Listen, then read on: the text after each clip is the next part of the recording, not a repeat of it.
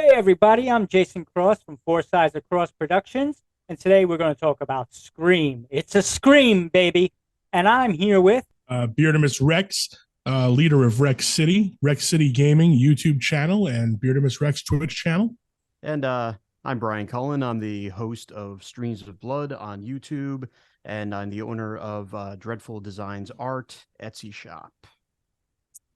And like Jason said, we're here to discuss the Scream franchise today.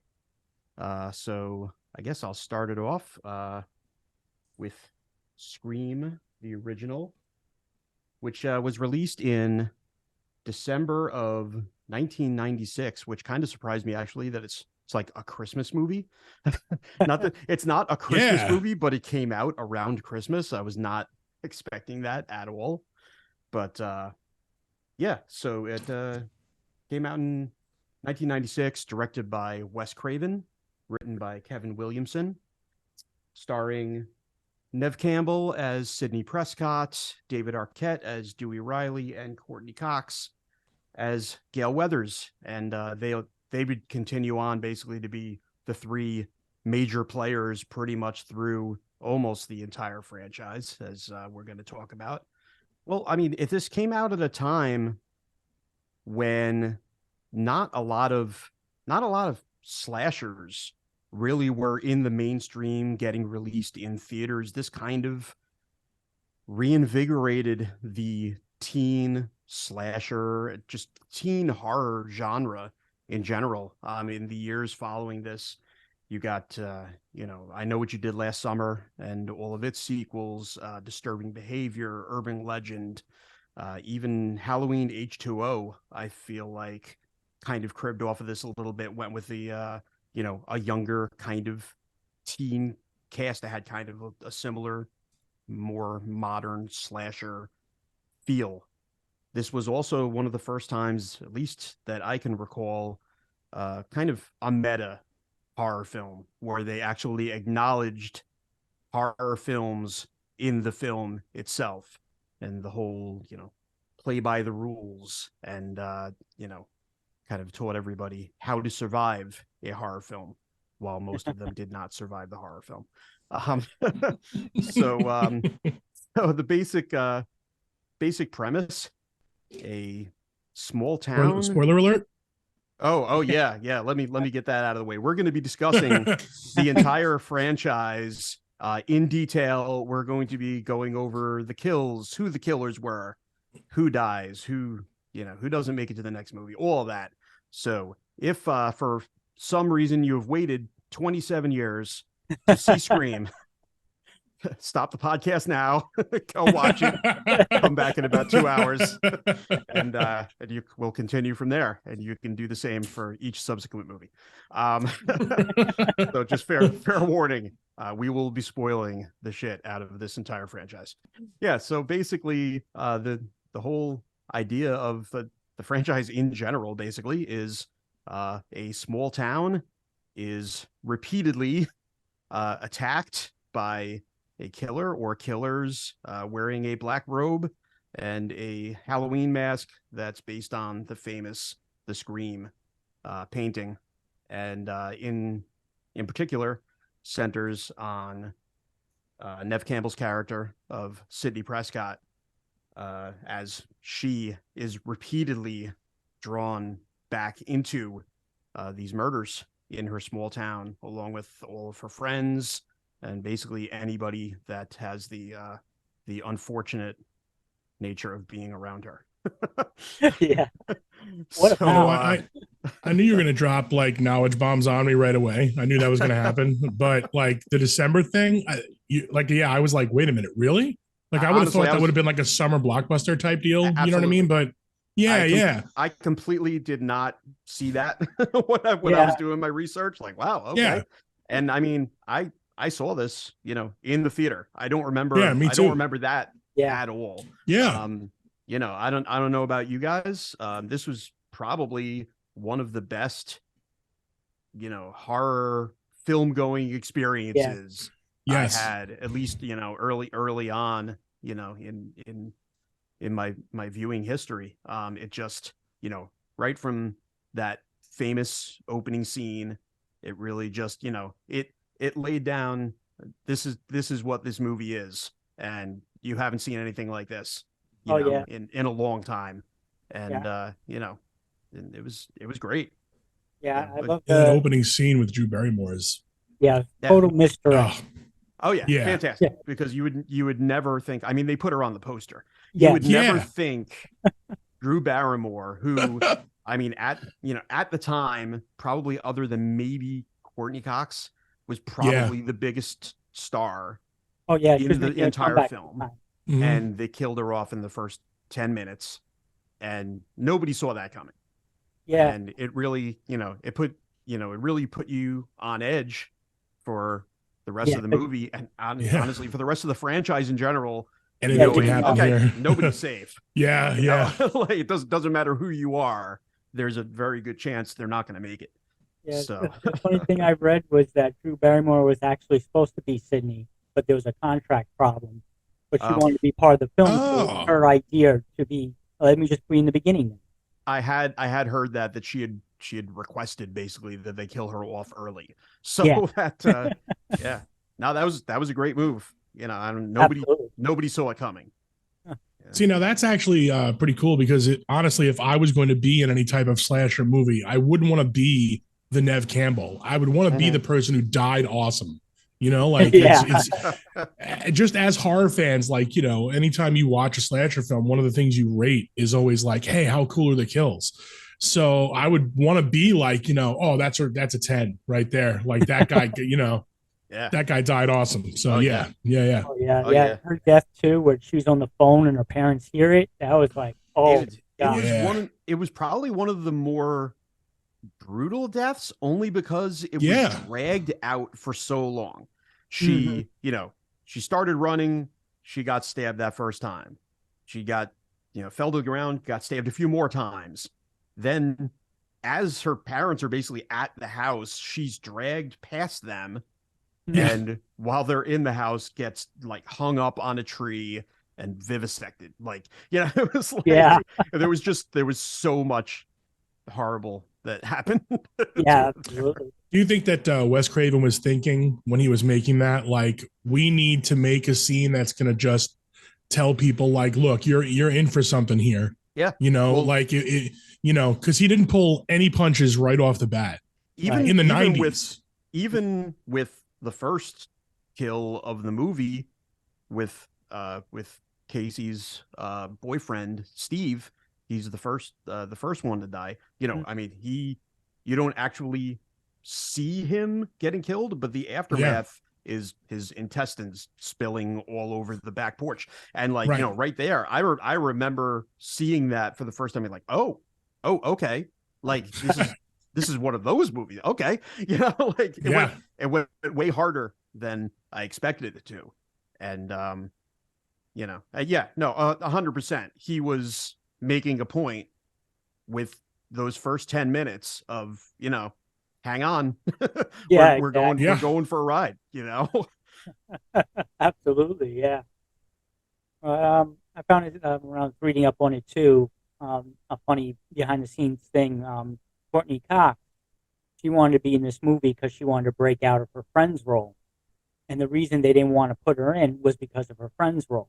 Sure. So it became but she fought hard. It really, I'm sure she had done other projects, but it's certainly what she was most well known for, what most people really knew her as. Well, she's Monica on Friends. Yeah, the nice girl. It definitely broke her mold of what people expected that character to be. Yeah. Yeah, definitely great. And David Arquette was great. He basically similar thing too. He kind of breaking out of a different, he was kind of more comedy based, wasn't he? Before he started. And he kind of carried that. He into sort the of movie plays that also, because he was kind of the goofy, sheriff's deputy brother to Rose McGowan's character. At the start. But he kind of brought a little bit of that comic relief into it Yeah, which was necessary. yeah. The and of mom course, Jamie says you have to Kennedy. call me Lieutenant Dewey when I wear this uniform. Right. Yeah. And of course, Jamie Kennedy was the other one, Oh. Oh yeah. well known as a comic actor coming in and really providing a lot of that comic relief and really being the compass of that meta aspect of the movie, where he's the one that, he's the horror fan, he knows all the movies, and he's explaining to everybody, these are the rules, this is how you survive a horror movie. I love how they play that off too, like they play it off like everyone else has never seen a horror film in their whole lives. He's like, I'm the only one, guys. I'm the only one who has seen a horror movie. So please listen to me, because I'm the only person ever. Right. They definitely play around a lot more with that in the sequels going forward, where there are a lot of other characters that bring in. I mean, the series really just gets more and more meta as it goes on. It gets a little bit ridiculous to a point, but but in this one, like you said, he really was just that was kind of his purpose in the movie, was to be the explainer of how this all works. Yeah, I also and it worked out for him. He made it through. Yeah, he got a little stabbing in there, but he made it. Well, gunshot, I believe. Yeah, but right. I read that Jamie Kennedy, he did that scene telling the rules, and Wes Craven's going to cut it at that, but Jamie said, no, I can do it better, and he did it the other 2 times, and Wes Craven told him, like, don't ever feel like you can't question me, because that was good movie. Really? Yeah. Wow.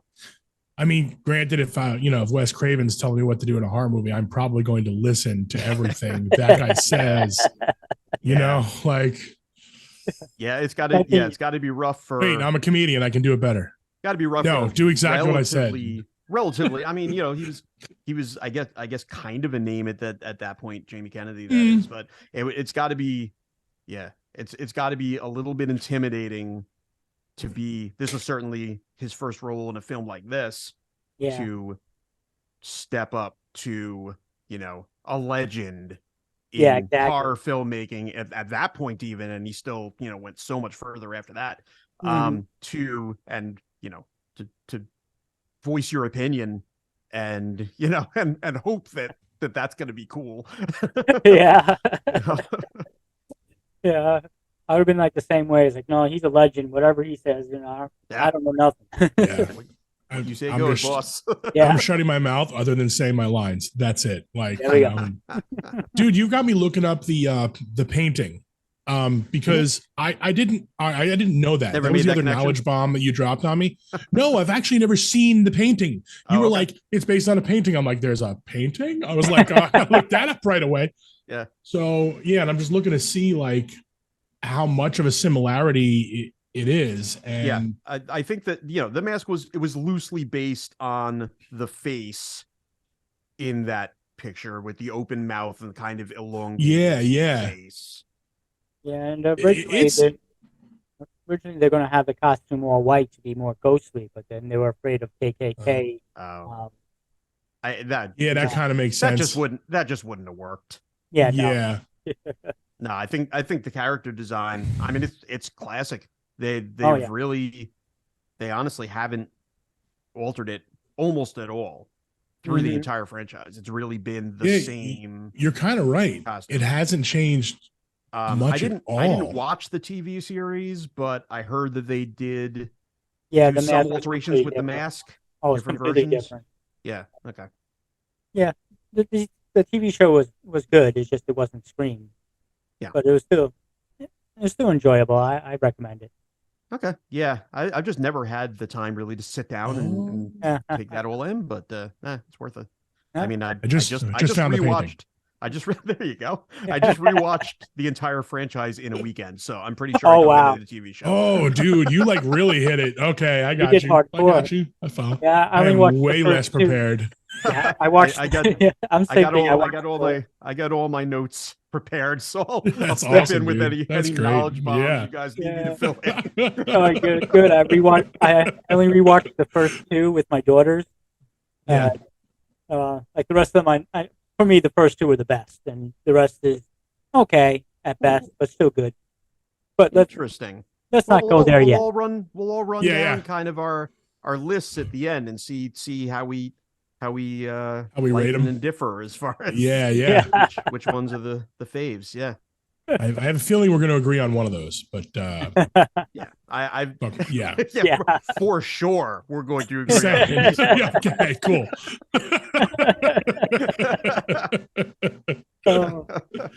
My favorite thing I learned about this first thing was two things that weren't scripted but worked so well in the movie, and both had to do with the character Stu, Matthew Lillard's character.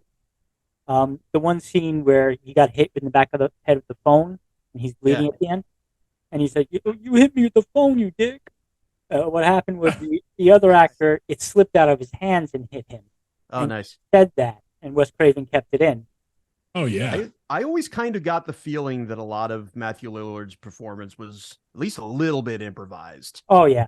He definitely had that. I mean, he had that timing down. That character was fantastic. Oh, yeah. The other one was, I can't picture. You guys are better with actor names than I am. Huh. Matthew Lillard is I'm so it's Stu. Right. Okay. Yeah. All right. Yeah. And Shaggy from Scooby-Doo. Right. Yes. Yeah. Also known as. Right. Yeah. Right. The second line he threw in there that I can't picture the movie without, but I think it was so perfect. Was he was only joking around with Nev Campbell, but the cameras were rolling, where he said, "Did you really call 911?" And she said, "Yeah." And he goes, "Oh, my mom and dad are gonna be so pissed." That was just a joke. That's great. That was kept in, yeah. Yeah. Oh, so that was improvised also? That was improvised too. Oh, yeah. Wow. That's one of my favorite lines in the movie. It's great. Yeah, exactly. It was like, I'm glad he was just joking around with Nev Campbell. Wow. Another funny thing that was great about it, nice funny story, is in the beginning when Drew Barrymore, she has the phone, somebody forgot to disconnect it. So when she called 911, she actually called 911. Oh no! Shit. And then they arrived and saw a bloody crime scene. Yeah, they said they were so confused. They were trying to figure out what was going on. Nev Campbell swatted herself. Yeah. Right? Yeah. That's awesome. That's funny. Wow. So yeah, so I mean, I'm pretty sure there's going to be a consensus here, but what do you guys think just in general of the original?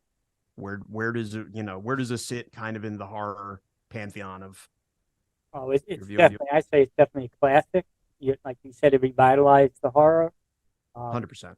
Yeah, those chase scenes where he almost gets like they had this suspense element to it, like on the edge, like running and then throw the refrigerator door open to hit him and like all that kind of stuff. Oh, it was great. It was like definitely a roller coaster ride. Yeah, and it was definitely when it came out at its time, it was original. Yeah, it had been a long time, really, since we'd seen any good slasher, and we hadn't seen one quite like this before. Yeah, and it was off imitated, but nothing ever quite got to the same level. Yeah, my complaint would definitely be Stu's death. I thought that was just so like, oh, come on. He deserved a better death. Yeah? The TV? The TV. I was like, really? We're digging that, huh? Oh, okay. Yeah. All right. Wasn't that kind of a callback to Nightmare on Elm Street a little bit there? Like, do you think? I mean, it's Wes Craven, so it very well could have been. Yeah. To part 3. Yeah, he did make a cameo in the movie, dressed in Freddy Krueger's hat and sweater. Yeah. Oh, really? Oh, I didn't even. Okay. Yes, I probably knew that, but he was Janitor Fred. Okay. That makes sense. Yeah. It's definitely classic, man. Like it's there's a few horror movies that I can watch just over and over again. Like every time it's on, I have to catch it, and that's like one of those. And really like, I don't want to say that like it revived Wes Craven also, but like, I was such a huge fan of the Nightmare on Elm Street movies. Mm-hmm. I don't know, like I feel like I classify that as slasher also. You know, even 100%. though it had kind of like the dream element to it, you know, it still was at heart a slasher movie. It's not your typical slasher, but Right, it right. definitely has that element. Yeah. Yeah. So yeah, it was just good to see, like, you know, that Wes Craven doing what he does best. Like, he made a great slasher film, you know. Well, you know what's And- interesting? So as I was, you know, as I was kind of, you know, looking into what was coming out around the same time and everything like that, it was actually only a year or two before Scream that Wes Craven's New Nightmare came out. Yeah. Mm-hmm. And which to me is one of the best entries in the, you know, the Nightmare on Elm Street franchise. It kind of, you know, That was kind of meta a little bit too, wasn't it? Like, I was gonna say that Yeah. scene Yeah. to me, kind of him dipping his toes in the movie within a movie, you know, Yeah. yeah. meta vibe. Yeah, that movie, I remember watching it, and I wished it was longer. It seemed like Mhm. if it was longer, there was more to it that they could have done. Yeah, that was 94. Mm. So 2 Yep. years before Yeah, 2 Scream years comes before. out, Right. that movie comes out. So yeah. But he's you know, that was one of the great things about Wes Craven as a filmmaker. Is he was always, you know, he was never satisfied with just, you know, walking the path and just making, you know, repeating what's been done before. You know, he was definitely a trailblazer. He wasn't afraid to push boundaries and step on toes and make movies that you know, that made people that definitely made people think. You know, Yeah. Yeah. You know, whether you loved them or not, they were different. You know, you were seeing something that you hadn't necessarily seen before. Yeah. Kind of his whole career, he did that. So do we have a best Yeah. kill? Anything else to say about the OG? You know, obviously man. we'll kind of compare and contrast later on, but for right now, I think we've kind of covered. Yeah, well, I basics. just want to put in like what I figured. What surprisingly my favorite kill of was actually Cameraman Carl. That whole 30-second thing, thinking and seeing the door open already. I don't know. I thought that was great. Yeah, the delay in the van was definitely a cool trick. Yeah. His that was death cool. itself, you know, it was a throat slash. It was, you know, kind of typical. Simple, but... I think, you know, kind of like as I was going through all the kills in the series, like, you know, I don't know, 80% maybe were just, you know, stabbings. Or slashings. Yeah. And I think my favorites really were the ones where they deviated from that and kind of came up with some other interesting things. I think in this one, my favorite kill was probably Tatum getting stuck in the garage door. That's something. That's a very cool scene. Okay, yeah. that was cool. I don't think I'd ever seen that before. You know, it was different. Yeah. But, I always had an issue watching that scene. Yeah. Yes. Like, okay. Now, not for the reason you'd think. Like, oh, it was too brutal. No. You get stuck in any garage doors there? I don't go near garage doors anymore, guys. It's a problem. You know, Wes Craven just did that to me. No, there's like, because you know why? Because when I was watching it once, I remember like pausing and going slow at that moment because I was like, how did they do that effect? And if you do that, it is really clear when it like switches from like, you know what I mean? Like, and it goes to like just a thing that goes like this and squeezes out, you know, stuff like, yeah. So I was like, okay, we're never going to do that again. Like it took away from it. You know what I mean? Like I felt like, okay, I don't want that. I don't want to be. When you watch it at normal speed, you know, the actual shot of when her head kind of collides with the roof, it's very quick. It's, you know, it's a split second. It's really fast, right? And then they show kind of the aftermath. Mm-hmm. So I think really it was pretty well done. It built up the suspense of that scene really well with her trying to escape through the door and ultimately that being leading to her demise. And for 1996, I mean, like, you know, when we're talking like, well, I think Jurassic Park was what, 97? Was it? I'm just talking about like basic like CGI. Like they didn't. It was all practical stuff that they're using there. You know what I mean? Like there's no, unless I'm so mistaken, there probably wasn't any. I don't think there was any CGI. Yeah. This was probably even pre CGI like blood splatter that they would use. Yeah, these days. I'm pretty sure it was all practical. Yeah, I always think like that's part of what makes it great. Yeah, practical is always better. Yeah. Yeah, you just look at the thing; those effects are still great today. 100%. Yeah, that's right. And they tried to remake, or not remake, what would it end up be a prequel or something like that? But it was just it just wasn't, not the same. Not to get off topic, but I mean, the sad thing about that is they actually did all of the effects for the Thing prequel, practical, and shot it that way. And then I guess the producers weren't happy with it, or they needed to gloss it up or something like that, and they basically put a layer of CGI over like all of the effects that they had done. I've seen some of the camera tests of the original effects, and it was pretty crazy. So. Yeah. But back to Scream. Back to Scream. So I think Jason's going to take over and intro us into Scream 2. Scream 2. Scream 2 is what I like to call a beautiful disaster. After having to, because the script was released online before they started filming, and so they were doing rewrites constantly, and then things are still leaking out. So it was like keep them on the toes, and I think what they did with under those circumstances was really good.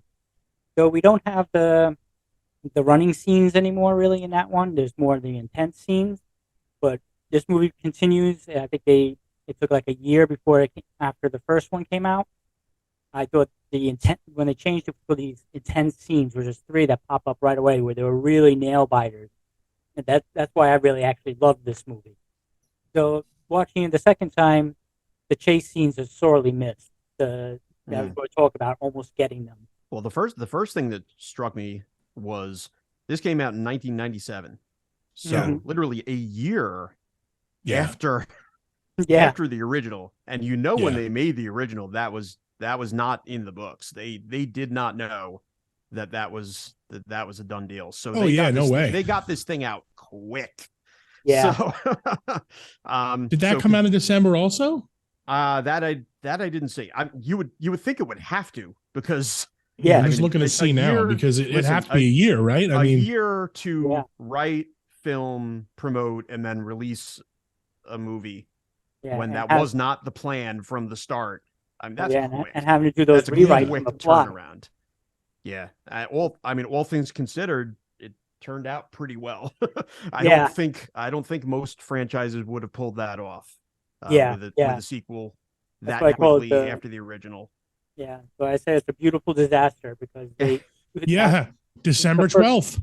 Yeah, there you go. Like it's literally almost to the day. Yeah. After. Yeah, it's a Christmas movie officially. That's it.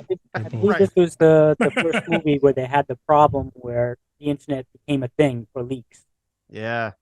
It was a big thing. Right. I didn't even think about that. Yeah, the internet was still in its infancy kind of then. Right. Yeah, that's true. Yeah. I love. I do miss the action running sequences, the intense scenes, the 3 that I think of like off the bat, I thought were really well done. Talking about with Randy on the phone when they're going around and get it, where Dewey gets stabbed in that. We couldn't hear him. The recording studio stabbing with Dewey was really well done. That whole set piece was fun. She's on the other side of the bulletproof or the soundproof glass. Yeah, that's a cool scene. He's on the other side, and then he gets attacked. Yeah, that was really good. Yeah, but my absolute favorite scene was the one that really I remember. Like watching it again, it's not the same. But when you remembering the first time seeing it, was with the police car. Yes. It was the only way they can get out of that car was out through the front and over him. Yeah, that was great. And and in this film, I think probably my favorite kill actually in this film was the second police officer that died in the crash. Oh yeah. I basically went through the windshield, and his face, I don't know if it got cut in half or yeah, something that's horrible crazy happened to scene. that Yeah. dude's face. There Yeah. was a bar that it was went through his great. head. Like, Oh straight through his man, head. yeah, it was good. That was a good one. Yeah. I So read that that the quick change for the ending was it was always supposed to be Billy's mom, but they were going to have her roommate was supposed to be the killer, the other killer, Oh, for okay. different reasons which they don't say. But Interesting. Well, so actually, because I don't have as nearly as much knowledge of Scream 2 as I do of 1, and of course of the one that I'm going to discuss, which I'm not proud of.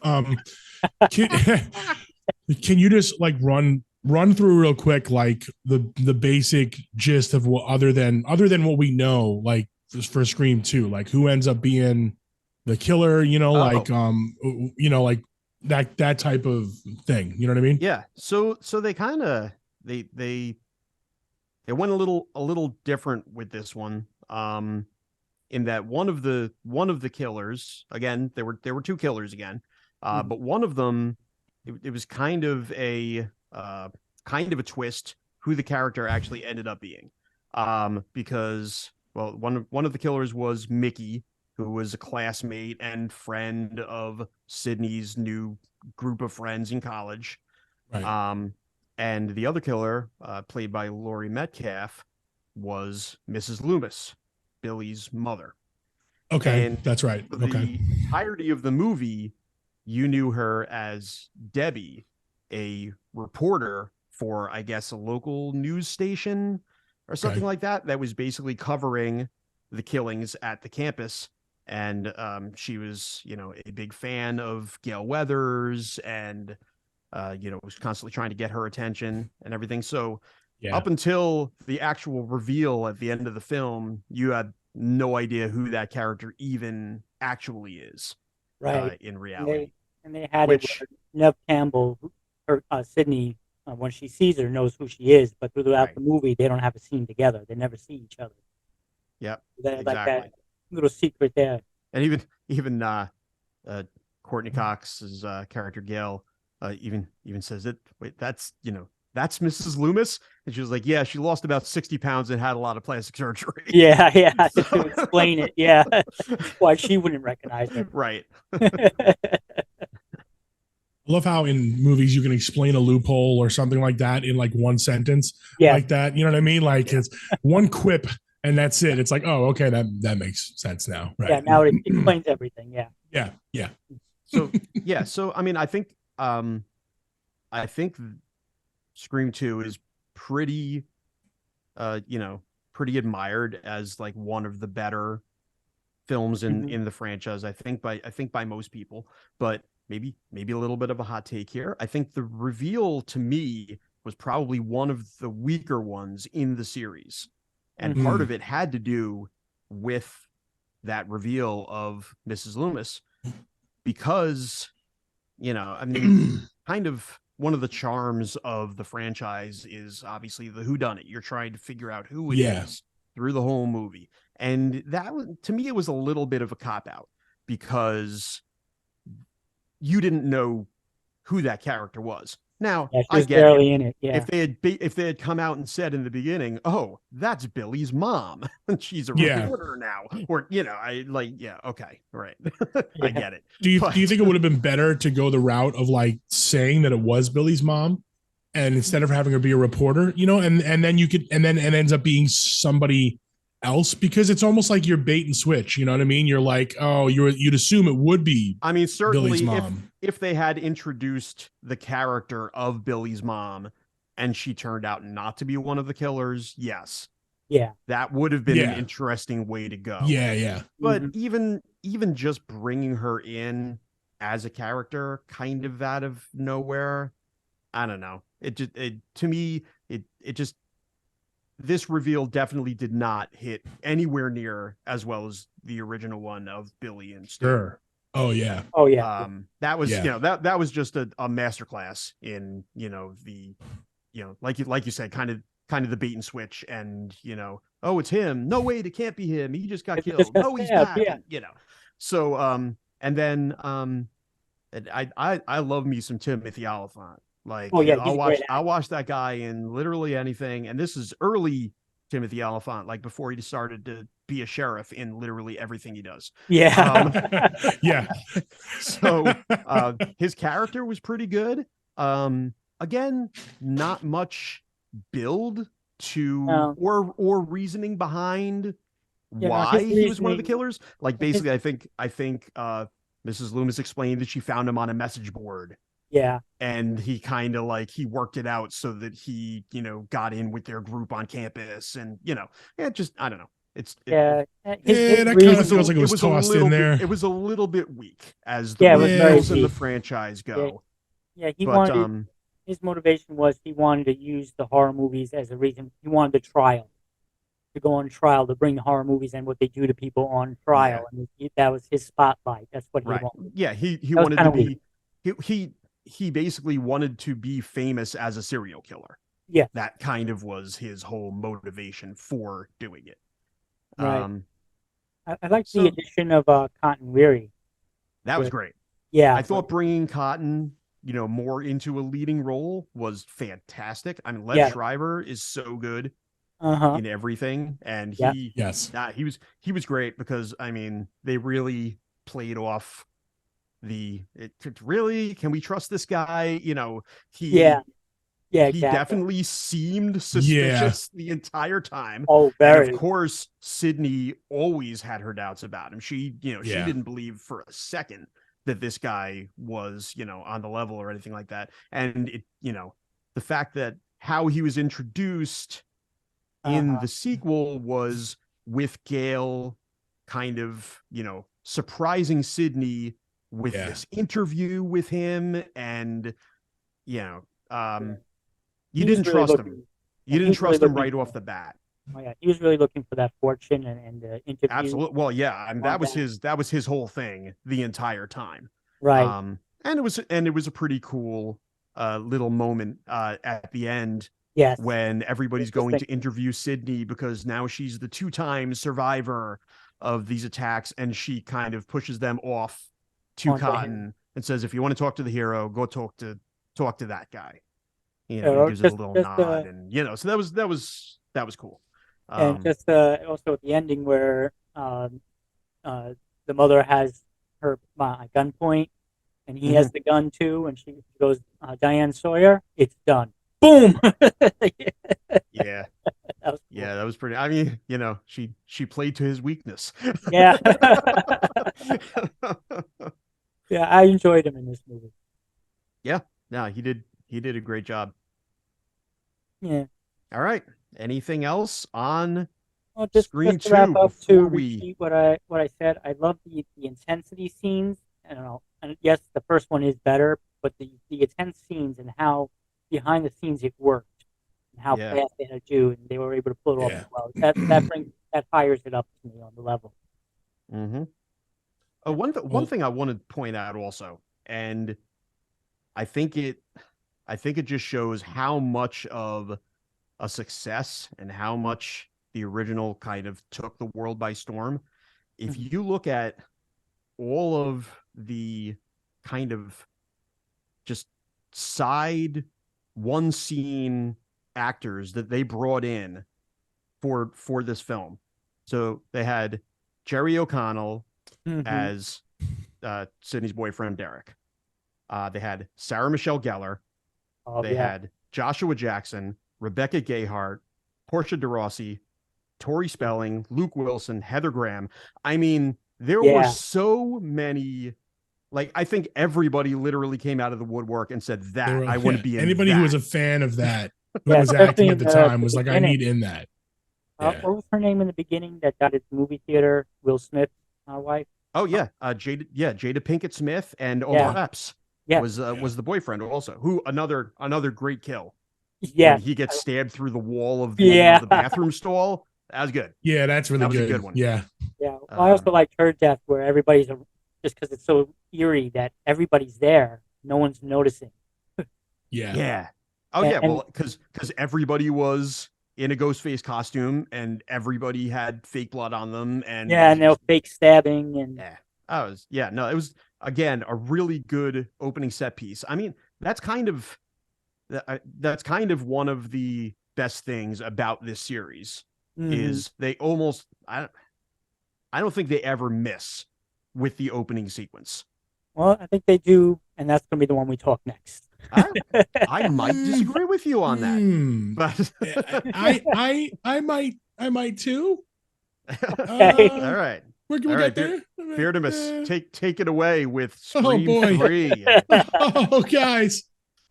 All right. So I had the privilege of watching Scream 3, which actually came out 2000. So since we were talking about like dates of when it came out, like that's now, so like Scream 1 was 96. A year later, Scream 2 happens. Yep. And then 3 years later, Scream 3 happens. So it kind of makes you They wonder. took a little more time. Yeah. to get this one going. And now, granted, 3 years is still I wouldn't say super fast, but it's still pretty quick to like get a sequel out, wouldn't you say? At the time, with the way that they were pushing out all of those horror movie teen slasher sequels, I would say that was probably about what you're looking at. Every 2 or 3 years, you were going to get the next one. Yeah. Yeah. Yep. Well, the basic gist behind Scream 3, and they're really trying to. I felt like they were trying to recreate what they like missed with Scream 2, and they just didn't. It just didn't work, But like, so the basic idea is that it's been a pretty good amount of time. Sydney is in hiding, and she's like kind of like a therapist for other people who are suffering from PTSD and things like that. So so she gets phone calls at this place, which right off the bat, when you see that, you're like, oh, she's in a place where she gets phone calls. Like, come on, like you're not going to get a phone. You know what I mean? Like phone calls do not work out well for Sydney. Yeah, no. Exactly. Right. Like, why would you have that? Like, come on, like you're smarter than that, Sid. Let's get it. So, but yeah, like all the like original cast, well, other than people who died, obviously, like, Nev Campbell's still Sydney, Courtney Cox is still Gare Weathers, Arquette is still Dewey, who is called Dewdrop for most of this film, by also one of my favorite actors who I never remember his name, but he's got a really deep voice. I'm blanking on his name. Patrick Warburton. There you go, Patrick. Yeah. Oh my God, I love that guy. Okay. Come on, Joe, he's the Tick. I know he's the Tick, dude. He's Joe Swanson. You know what I mean? Like, yeah. Brock Sampson. So, I mean, yeah, right. Everybody. So, but yeah, so like, and they do, once again, Ghostface is back, and and they obviously at the end they have another big reveal about like who the killer is and all this kind of stuff, and but in this movie it ends up being one killer for the film. Yep. And which was different because it's been two both times, which I actually think they played off of a little bit, because for some of it there's a couple of characters where you go, yeah. So they honestly could have thinking they're going to bring in somebody else. Yeah. And actually, at the end, when they do the reveal, I still thought like there's going to be somebody else. Like this person is going to get it, and then they're going to be like, oh, this other person was also part of it. So let's talk opening sequence because it was brought up. Yeah, well, I think it's more because I like the character of Cotton. And for them to get rid of that. I can get that. Yeah. There is one funny thing about that. I forgot the actor's name, but between movies, he actually did a lot of weightlifting and he got like really muscular. So he insisted in that one scene that he take off his jacket and you see he has like a skin type shirt on because he wanted. Oh, Lev Schreiber did? Yeah. Oh, really? Yeah. So I didn't notice your bulging muscles, Liv. I'm sorry. Yeah. It does kind of fit with the character because he is a kind of a douche. You know what I mean? Like, so he would actually brag about that. And at that point, he had become kind of a Hollywood talk show star. Yes. So yeah, you would expect him probably to get some work, and that was one of the things I thought the film did well. Lifestyle. Actually, they played off how it's been longer. You know what I mean? Like this doesn't happen. it wasn't like, hey, Halloween and then Halloween 2 happens the next night. It was like, no, okay, it's been some time. Right. And they play that off also in the character development also, like with Arquette's character especially. I felt like Dewey felt like a little more confident. You know what I mean? Like he was coming maybe more into his own, or at least maybe trying to come off as confident.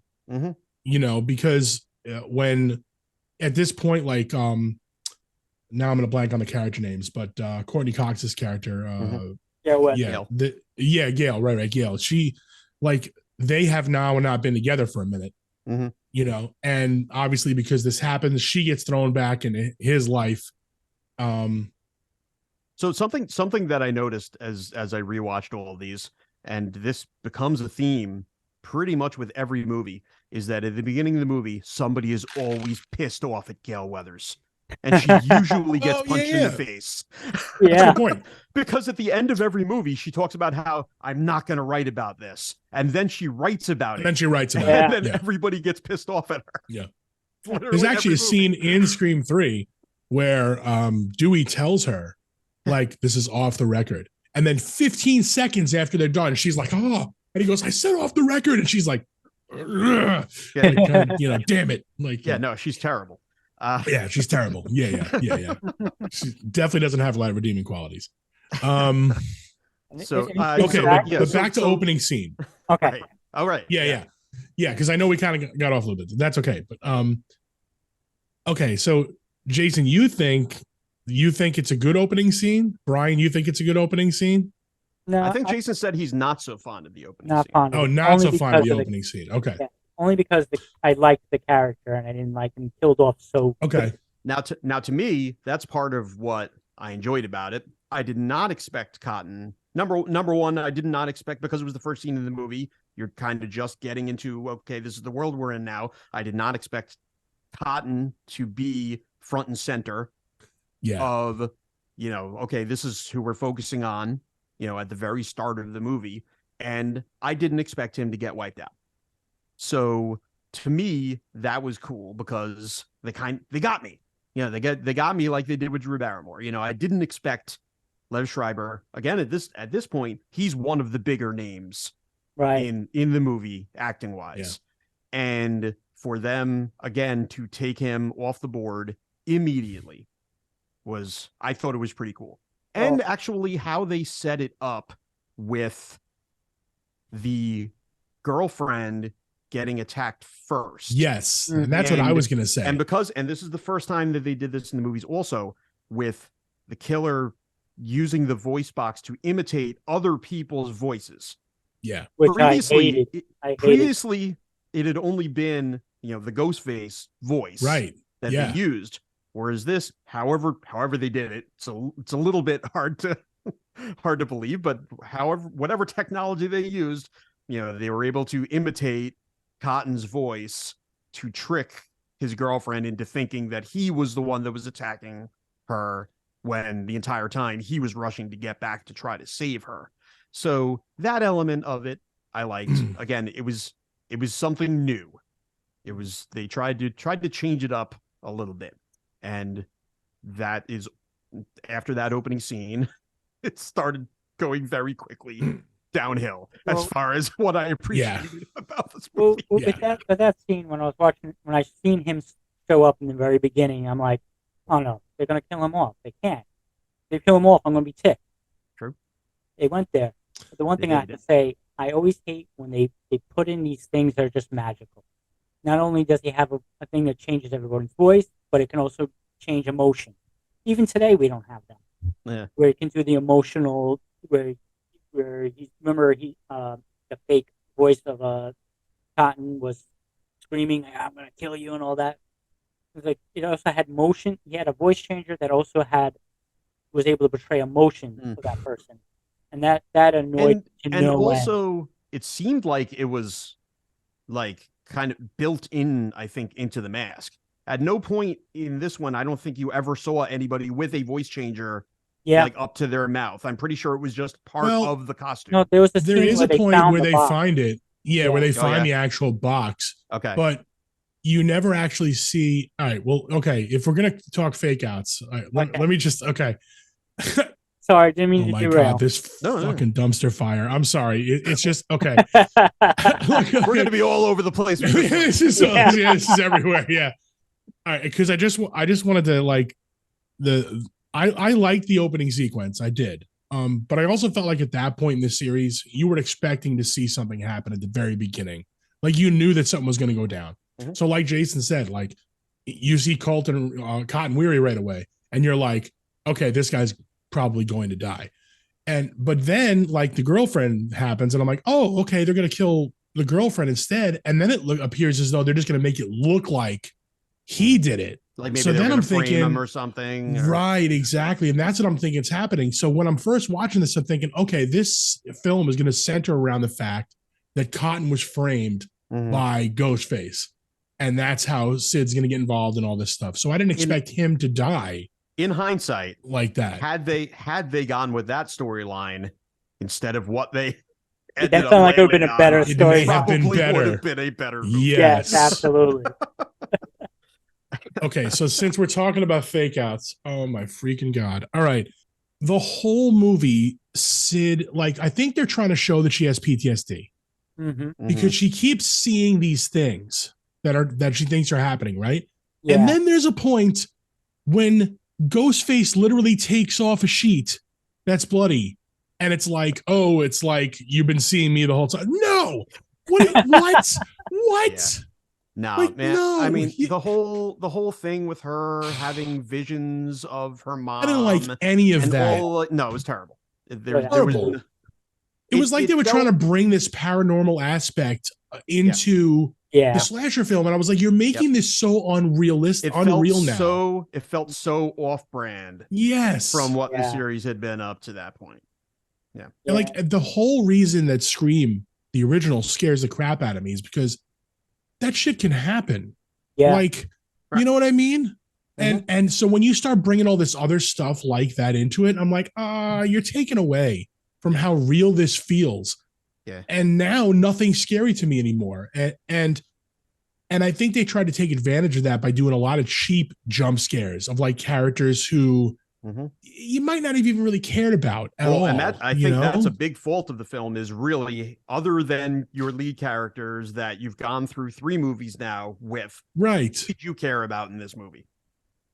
No one. Right. Did you? I mean, was there, the whole thing with the actors I was rooting, that are playing the real life characters? Did you care about any of them? I was rooting for the Gail Weathers actress to die. I'm like, you need to Emily like, Mortimer's please. character. Yeah, she was my favorite out of all of them. But who was I think Parker Posey? Yep. She played Jennifer Jolie. She was fun. And I mean, she was fun. She did a good job, but I didn't care about the character. Right, exactly. Yeah. Well, I think the problem is that rather than characters, there were more caricatures. Yeah. Well, yes, that's true. Like, you're right. It was very cartoony. And I think that's my main issue. It had that feel this the whole film time. Compared to at least the first 2 is that it just felt goofy. Yeah. It didn't seem like it was taking itself seriously at all.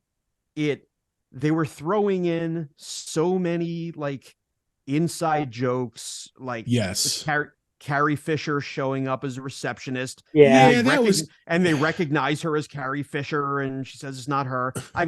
Guys, and she said she was almost Princess Leia at one point. And Silent Bob were in this movie. Not Kevin Smith and Jason Mewes. No. The characters, Jay and Silent Bob, for some reason, were on a Hollywood movie set tour. Like, I feel like they almost went over. They like went over meta with it. You know what I mean? Way over. Like And I was like, okay, I understand that meta aspect of the films was a big part of what made Scream and Scream 2 successful. Like, I completely understand that. But like there comes a point where you're getting to where you need to treat it like it's a comedy now and not a horror movie. They were trying to that's what it feels like. They were trying to be too cute with it. Yeah. They were just throwing in so many goofy gags that it just didn't seem like a serious movie. Right. Whereas it almost felt like a spoof of it. Yeah. In some points. The first 2, although there was plenty of comedy in the first 2 movies. Yeah, there were. But in the right places. But it wasn't goofy. it never at any point was I shaking my head at the screen like, what are they doing? You know, like I mean, the scene where they took it I think serious. is it Stu who leaves the room and he's like, "I'll be right back." Yeah, But that's Like, funny. that's Yeah. funny. That's something Right. I would do at a party. Right. You know? Exactly. Right after you do whippets. That's exactly right. Yeah. No. Yeah, and this one it's just no good. They went overboard with trying to be funny, and it missed almost every time. You didn't care about any of the characters.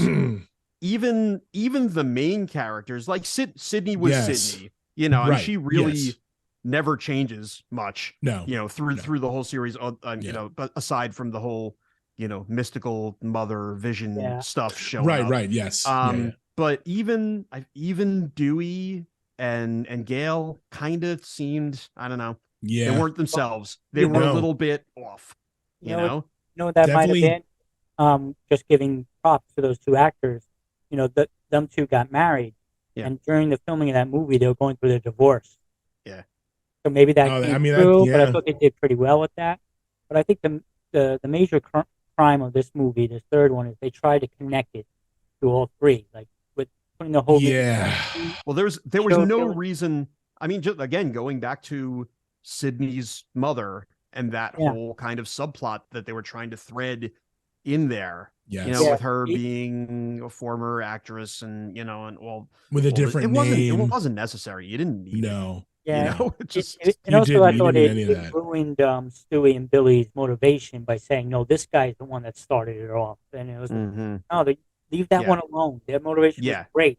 Leave it alone. Don't. And they, you know, out of all of the films in the series, the future movies kind of retcon this one the most, where it's almost like forgotten. It's kind of wiped from memory. They don't really mention it. That much. Exactly. Maybe in passing they might mention the events happened, but that's about it. I honestly, the only thing really this carried forward is that Sydney's love interest in the film, the detective played by Patrick Dempsey, they end up getting married, and he's mentioned in every movie going forward, but you never see him again. Never see him, yeah. Okay. So I don't know if the plan was to bring back Patrick Dempsey, but he's not there, but they always mention him. So did you know they had to redo the ending? I did not know that. Yeah, they released to test audiences where the ending was really quick with no fight scene and whatsoever. She just ends him. Oh. So they somehow made it worse? Yeah, they made it longer. They made a fight scene. They brought up Patrick Dempsey. He wasn't in the scene in the end, but they brought him into it. And okay. Yeah, so they lengthened it. Well, I think. I mean, when all's said and done, I think in the end, when we're ranking our franchise, I don't think it's going to be any surprise where this film falls. There's one thing it does right. They even try to do the whole like horror genre from the dead thing, you know, where it's like, oh, there's a video and you know, and he's telling us how this is all going to end, you know, like I was like, I don't know, that doesn't really work for me in there either anymore. They did try, which I thought was kind of interesting for that time, where they try to put it like, you know, the mirror up to Hollywood with the casting couch type of scenarios and try to talk about that. Not very well, but they tried to put that in there. Yeah, the whole thing just felt, you know, like halfway through the movie, I paused it, right? Because you know a movie's bad when you keep reaching for your phone to like look at something else. You know what I mean? You're like, I can't look at this anymore. I must look at something else. And you were like, no, wait, I need to pay attention. I was like, no, I have to know what's going on in here. Even if it's crap, I have to know. I've got to be honest. I needed to rewatch the ending again after my first full rewatch of the film, because like none of it stuck. I honestly could remember nothing. It's not memorable. It's just not. It's not memorable. Out of all of the films, it is the least memorable. But at that moment when I paused it, I decided that I wanted to retitle this film, and I wanted to retitle it, Please Watch Anything Else. That's what I wanted to retitle it. I wasn't even because I was like, okay, we're going to hate on this movie. Like, no, it's just, it's that bad. When you like, okay, for me, when you go to watch a horror movie, right? Sometimes I choose a B movie because I know it's going to be garbage. And it's awesome because I know it's going to be garbage. But you go to watch Scream, you want Scream, and then you get that. And you're like, so I'm actually wondering, I'm really curious. Like I have IMDb up right here, right? And I've got Scream 1, right? Just out of 10 on IMDb, 7.4, right? Gets nominated for 11 things and wins 12. Don't know how it won more than it was nominated for, but that's how good the movie was. They won one of them twice. Right. Yeah. They're like, you know what? You guys are so good. You have a second one. Have another one of these. This is fine. Scream 2, 6.3 out of 10, nominated for 13 awards and wins 8. Wow, okay? IMDb ratings are rough, man. Okay. 6.3. And then there's Scream 3. That's it. There's nothing else to say. No other information about Scream 3. Title There's not found. Nothing here. Like, that's it. And it's almost like what you said, Brian. It was like they went, that didn't happen. That didn't take place. We're going to forget that exists. Well, I think what's very telling, as I think we've probably covered about everything that we want to cover with this movie. Yeah, you're right. I agree. Moving on to Scream 4, there were 11 years 11 in between years the later. two films. Whoa. So they definitely looked at Scream 3 and said, you know what? Let's take a step back. Let's see what's going on 11 here. years later, Give it a minute. Wes Craven and all the actors said they will never do another one after the third. They let that one simmer for a while before they decided to it was a solid option, I gotta say. Yeah. So it goes 11 years. Like before the actors and Wes Craven, they all said they will never do another one. But I guess 11 years changes things. 11 years and a buttload of money. Yeah, which this happens also to be Wes Craven's final movie before he passes. Oh, is that right? Oh, yeah, I didn't know that. I thought he had done a couple more after that. So he dies soon after this movie, and he also this is also in an interview he said he almost walked away from the whole industry because of the ratings on this movie. Because I believe in this one they were going to bring back Stu, saying that he survived and he was in prison and he's like influencing people in the high school to commit murders, but Columbine. So that whole idea was scratched. Huh. So then, then the writer he wrote a whole treatment for the fourth one, assuming nobody was going to come back, which turned out to become the TV show. So that idea went into the TV show, but they all came back. Wes Craven had a hard time because they didn't want to show any blood, they didn't want to show any killing, and he's put one there and he said, "Well, we're making a Scream movie, right? What's the movie then?" Right. Yeah. But he fought. He had a fight. Dances with Ghostface. Yeah, exactly. But they finally got it done, which I thought was a pretty good story. Where we have Sydney's niece now that comes into play, and her whole reasoning. But I thought 11 years, I guess, was a good enough time to like try to bring it back, which I thought they did. I like the little things they put in there where if you notice, Sydney doesn't have a cell phone. He's always using someone else's phone. So that's interesting. I mean, can you blame her? Yeah, exactly. But I thought that was a little tidbit that they put in there. I was like, well, that makes sense, even though they didn't bring light to it. Yeah. Just saying, but she doesn't carry a cell phone with her. She always uses total opposite of like the job she had in Scream 3. You know what I mean? Like where she literally is answering phones. She's on the phone all the time. Right. But I thought it was pretty good. I know what the problem is. It's this phone. It's the phone. If I get rid of this phone, no one will want to kill me ever again. It's like that movie, The Jerk. He's shooting at the cans. But I thought the fourth one was true to form. It kind of brought it back, even though you just can't go back to the originals. But it was definitely a lot better than the third one, and it was fun. I found that this one gets a lot of hate online, at least, when people are ranking their franchise and everything like that. I always see a lot of hate for Scream 4. And this one was the one, as I watched all of these films over again. This was the one that I was kind of most looking forward to because I don't believe I had seen it since its original run. Mm-hmm. I didn't remember a whole lot of it. Right. I didn't remember not liking it, but I didn't remember particularly, liking it. It wasn't one of my favorites from what I recalled in the franchise. Mm-hmm. But I gotta say, I liked it. I mean, like you said, much more of a step up from part 3. Oh yeah. I got an issue of correction. I'm just looking at my notes. This was the movie that they were getting divorced. Okay. It was this. Oh, 4 was okay. Correction. So then there's no excuse for how terrible it was in 3. No. Okay, cool. I just want to. All right. And the funny part is, but anyway, back to 4. And I think this is the one. This is the one where they're actually married in storyline in the film. So the other ones they weren't together, but they were married. Now they're getting a divorce, and they have to play husband and wife. So, yeah, exactly. Great.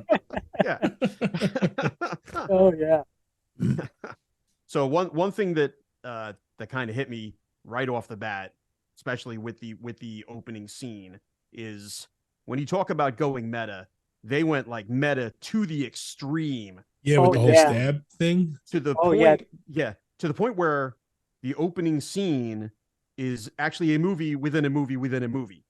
Yes. That's why I love this one. This was my favorite opening scene because it was so ridiculous. Oh, it was great. Like, okay. There's 2 fake outs. Like, okay, this movie. Oh no, wait, this is watching. Yeah, so the film opens with Lucy Hale and Sinead Grimes. It opens looking like your typical Scream opening, the phone call and the murders and everything, and then crash cut to stab 6. Oh, yeah. Okay, that's neat. And then we see Anna Paquin and Kristen Bell sitting on a couch. They're watching Stab 6. And they're discussing it. They didn't like it, and they're discussing how it was too formulaic and there's no surprises anymore and everything like that. And suddenly Kristen Bell stabs Anna Paquin out of nowhere. Such a great what is happening? What a moment! And then crash cut to Stab 7. Like, all right. So the opening of Stab 7 was Stab 6. Yeah, it makes no sense, but it was great. And then the opening to Scream 4 is Stab 7. Yeah. And then you get your typical Scream opening. So I enjoyed it. I thought it was kind of a cool. I loved it. Yeah, it's hilarious. And actually, considering I was talking about how the opening started to get stale to me, like it was such a change. It was nice. Yeah. Mm-hmm. So so that was cool. That was enjoyable. Mm-hmm. And I think bringing in the new kind of younger group of friends. Right. So these are all now Sydney's cousin Jill's friends that we're kind of focusing on. Yes, Sydney and Dewey and Gail are back, and they're kind of assisting in the investigation and everything. But really, the focus is on this younger group of teens, many of whom are horror movie fans. Right. So it's like you got a whole group of Randys running around. And instead of one Randy, we got a few of them now, and they all have their differing opinions on horror movies. And with this movie too, which I had the same problem I had with the third one, the magical device, the guy that wore the headgear that was able to stream 24/7, which wasn't allowed, but it wasn't available back then. Yeah, that's the funny thing, because when I was watching this, I was like, okay, this kid's live streaming. This is 2011. Yes. Like that's pre Twitch. That's pre all that like Wes Craven is like a maniac. He comes up with some real pre-Destiny stuff, man. Like now that we know the creators of Twitch watched that movie and went, Holy shit, that's amazing. What a great idea. Every one of those kids today would be wearing a GoPro on their forehead. You know what I mean? Like the whole movie would have been filmed that way. Yeah, but that's a critique I have. That I don't like magical things in what's supposed to be grounded movies. And the voice changer in the last one drove me nuts. This particular one also was like, no, that wasn't available. It was just ahead of its time, really. Yeah, I guess was the issue. Not to mention they didn't have the bandwidth or anything like that back then. Right. Yeah. That annoyed me. But other than that, I enjoyed it. I thought it definitely had some good kills. Some interesting set pieces like the Stab Film Festival. Yeah. That the kids are putting on, where they incorporated the webcams, where kind of so Gail is infiltrating the film festival because she's trying to figure out. She figures, well, the killer's got to be there. I'm gonna go in there as a kid and kind of watch everybody and see what's going on. So she plants her own cameras, and then all those cameras start getting covered up, and she realizes that the killer has their own webcam hooked up, and they've been spying on her the entire time. And I thought that was kind of neat. I love that scene too, where she's holding the camera, but it's backwards, so the camera's filming the guy coming behind her. Yeah, that was a good scene. That was I cool. also like the character with Olivia Morris, which that was a brutal kill. I think that was one of the more glorious ones because there was blood everywhere. The stabbing, the whole death. That when Sydney comes to the room, that it's just wall to wall blood. Yeah, that was a rough one. The deputies played by Anthony Anderson and Adam Brody. Anthony Anderson gets it bad, man. Oh, he just gets a knife right into the forehead. And he's just like staggering around for a good like minute and a half, like crawling on the ground and stuff. And literally Ghostface is just kind of standing in the background, just watching, like knowing like, well, I already got him. Like I'm not even going to try to go after him, It was weird that Wes Craven put that scene because of an article he read of a deputy that got shot, but in the head. But he didn't fully die yet, and he's just doing bodily motions of swinging. So he wanted to put that in there. Yeah, that one stood out to me. That was I didn't like the other one where they got stabbed in the back. I thought that was kind of boring. Yeah, like I said, like most of the kills in the series are just stabbings. So kind of like as I was going through my favorite kills, it was like, yeah, I mean, it was a good stabbing, but really, it's a stabbing, It's still a stabbing. Yeah, it wasn't that interesting. So, yeah. Which I like it. I think the best kills come from stuff like Jason was just saying about, like, he was inspired by something that was a real life story. You know what I mean? Like, that's generally where I find the best stuff comes from. Oh yeah. So I thought that was interesting, especially since it seems like that would be unrealistic, but there is a true story that somebody. But it's a true story behind it, right? Yeah. So it makes it that it is possible. Right. Yeah. There was I'm sorry, I don't mean to like jump in here. I'm just every time we talk about a film, I go on IMDb and I'm just like, oh, check it out, pretty cool, right? And as I'm listening to you guys, I look up and there's like, kind of like the trailer playing for it, and then they throw a little information afterwards. Molly Ringwald. Oh yeah. Was originally up to play Sydney before Drew Barrymore was. Mm-hmm. Yeah, but she turned down the role because she thought she didn't look young enough anymore to play a high school student. Oh yeah, I read that. Yeah. Right? Yeah. That's interesting. Sorry, I didn't mean to off track it right there, but no, I'm not so good. Yeah. Interesting. Yeah. I did not. Yeah. What did you guys think about the killer reveal? I think that was actually kind of different with Denise wanting to be the final girl and all that, and I liked how they did it where she thought Sydney was dead, but she wasn't. And seeing how crazy she was, like that was cool. Yeah, the hospital scene where Dewey reveals to her that Sydney is not dead. You already know that she's the killer. But he doesn't know that. But so you know kind of what's going through her head at that moment. So that was pretty cool. Yeah, exactly. I enjoyed that. And yeah, like you said, that she kind of wanted to be the final girl. She wanted to be the one that was getting all the fame. for Mhm. surviving the whole thing to the point where she kills everybody, including her murdering partner, Yep. Rory Culkin, playing Mhm. Charlie. Yeah. Yeah. You know, he thought it was going to be a duo to the end, and she ends up taking him out at Yeah. the last minute. Yeah. I thought it was an interesting plan. That it was a little Yeah. bit different from the others, and it worked. Yeah. I really enjoy the those types of scenes where like the audience knows something the character doesn't. Mhm. You Yeah. know, that's like I don't know. I just you feel like you have one up on the person you're watching.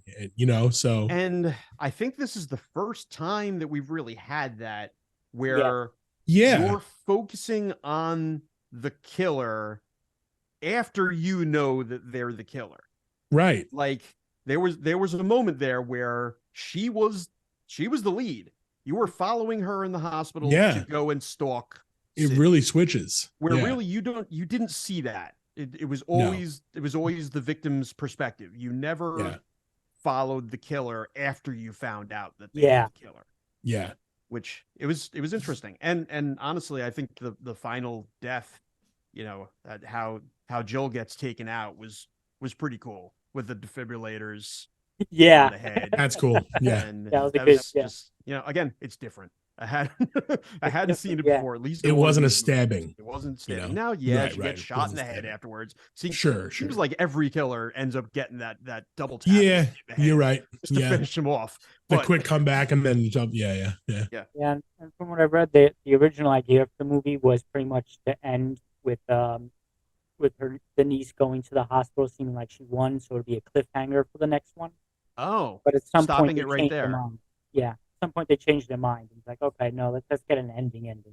It would have been Hmm. interesting, but I don't think it would have had it. It wouldn't have been enough closure, I think, at the end for that to Yeah, really hit home. yeah. Well, Um, well the I mean, also especially hate it when films like intentionally end something that way, thinking there's going to be like another one, like plan it like that. Like, no, just right, make a good movie.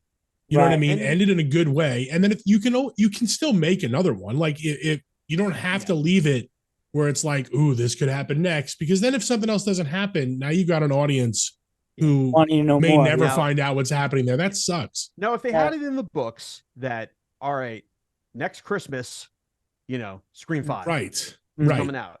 But Right. imagine if they had done that cliffhanger ending, if that's how the story had ended, and we Right. don't get another one for another 11 years. Right. Yeah, yeah. You know what I mean? Like, yeah. And because it's been that would have 11 been rough. years since a very bad Scream, like Yeah, for this one to come out, it's almost like you want to.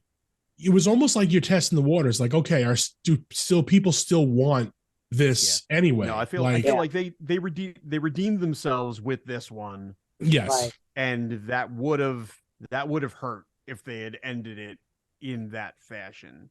Yeah. 'Cause it's the almost like they were original saying plan- this should have been Scream 3. Right. You know what I mean? Yeah. Yeah. Well, the original plan, before they decided against it for whatever reason, I'm assuming because they weren't sure if there's going to be a next one, was that the next Scream movie was going to have Sydney still alive but with amnesia, and it was going to be a whole thing with the niece playing games on her and stuff like that.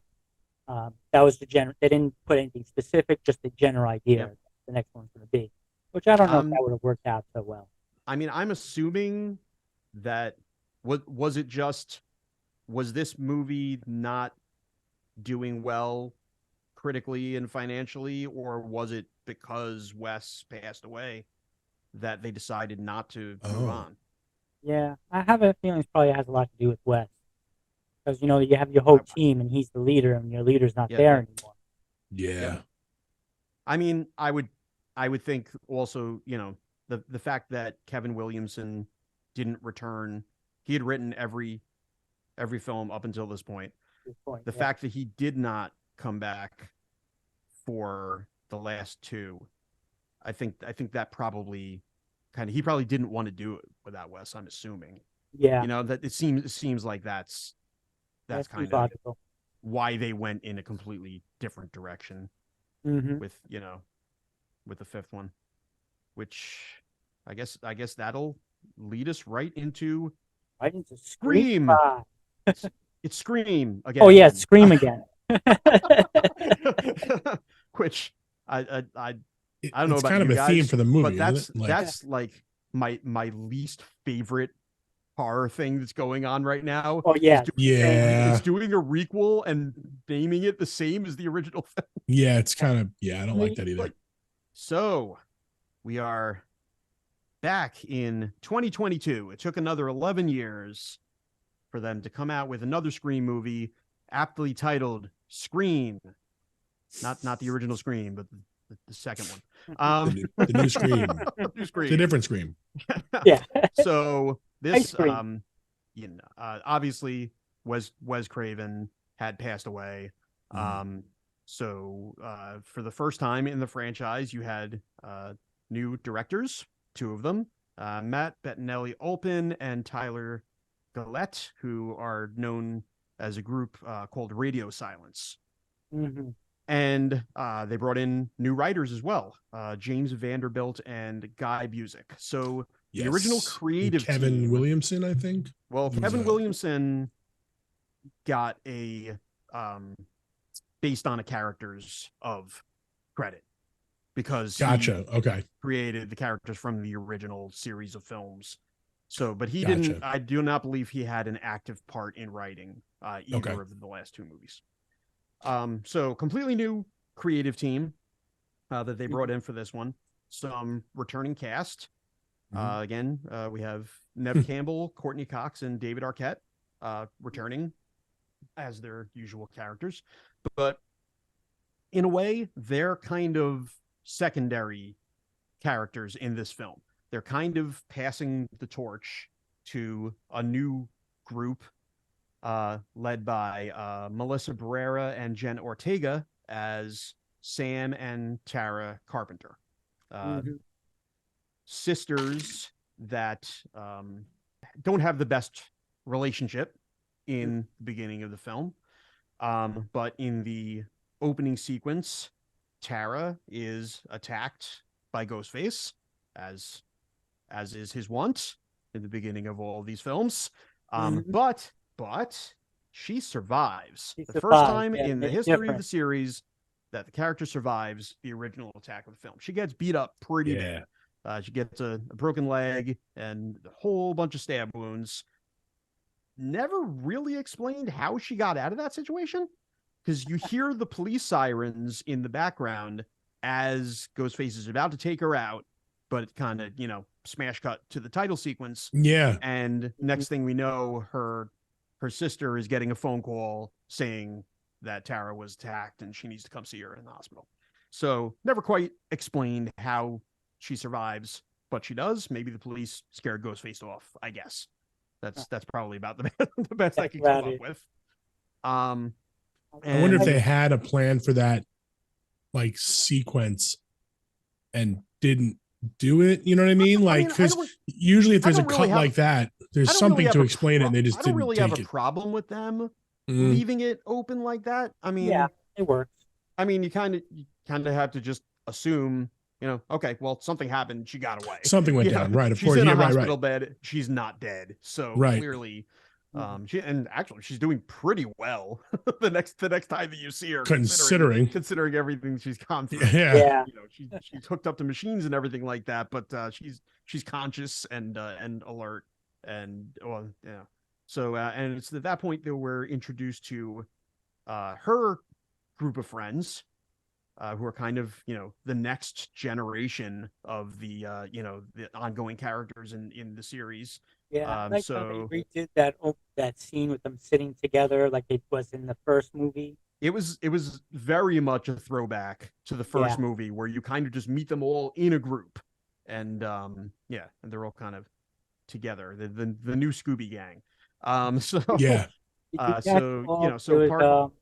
There was 3 voice cameos. Actually, there's more than that. Did you catch them? I didn't catch them as they were happening. I think they were all in the party scene, right? No, there was actually one scene when they're in the school and the principal is saying that the rest of the day off. That's Drew Barrymore. Okay. Drew Barrymore is doing the principal.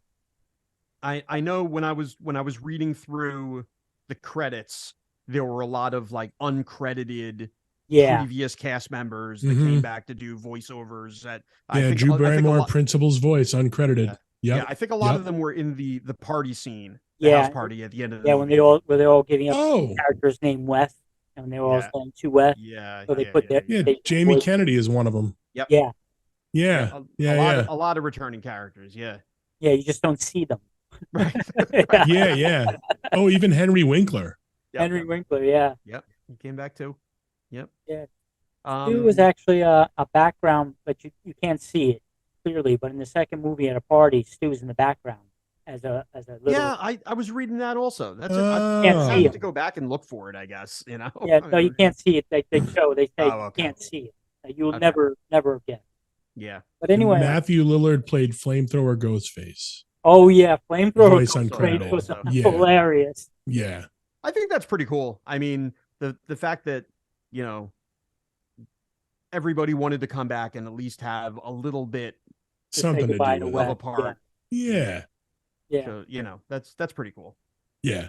I like this movie because I like how they touch on the toxic fandom, they call it. Mm-hmm. Where they put on that, and they talk about this very much screen. Yeah, the screen flamethrower thing was just. I was like, I want to see that movie. Yeah.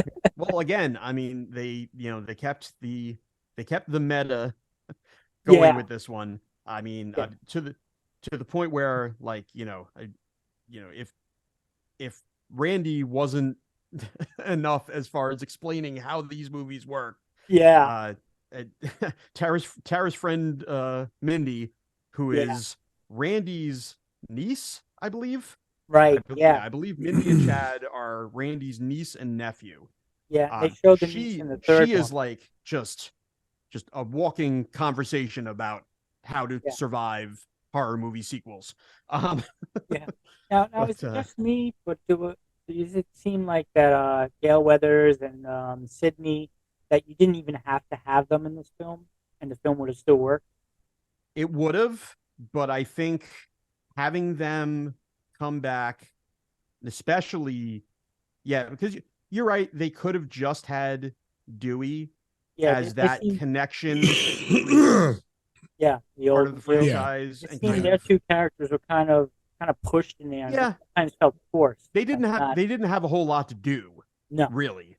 They were just kind of there. But at the same time, I think you also kind of wanted closure.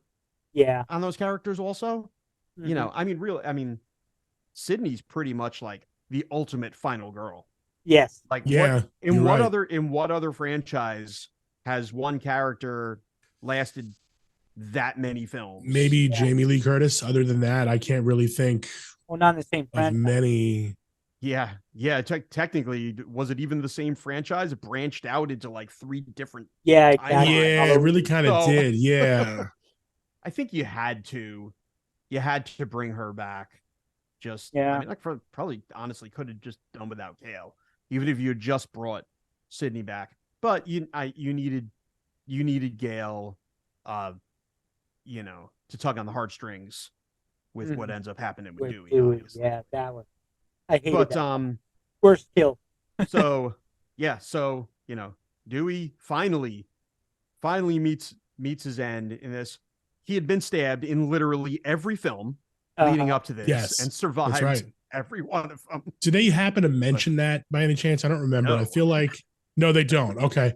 Pretty much every movie up until this point, he's dragged out at the end on a stretcher and somehow survives to the next movie with all of his nerve damage and gimpy legs and all that.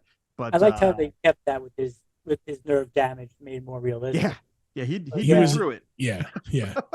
The one thing that bothered me the most about and this might be just me being watching too closely, when Stewie died, when Dewey died, like you see the ghost face guy like stabbing and saying it's an honor.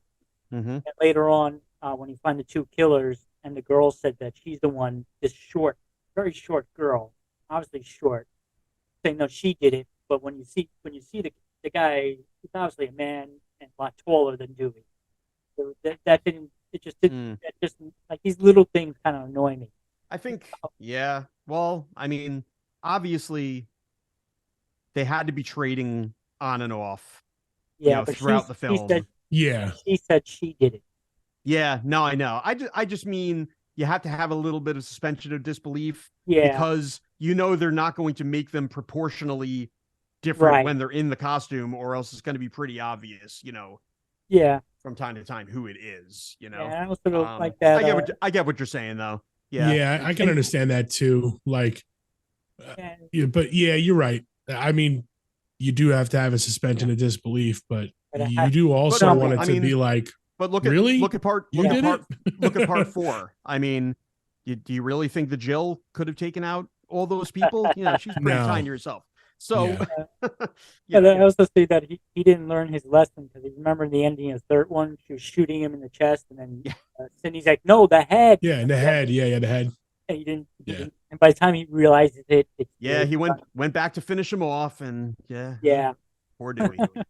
Poor Dewey. I didn't like to see him though. No, and I mean that was kind of like that was the emotional kind of the handle of the film. I think out of all of the legacy characters that we've seen go, he was probably the most impactful. You know what I mean? Like in part, everybody talks about Randy in part 2, but I mean to me, Randy, honestly, I'm hot take maybe, but in part 2, he was kind of a little bit of a pretentious prick. I did not mind seeing Randy go in part 2. Right. So the part I loved, just to go back to the second one, just for that one part, that's the one where I said it was most suspenseful, is because I wasn't expecting him to get killed. Sure.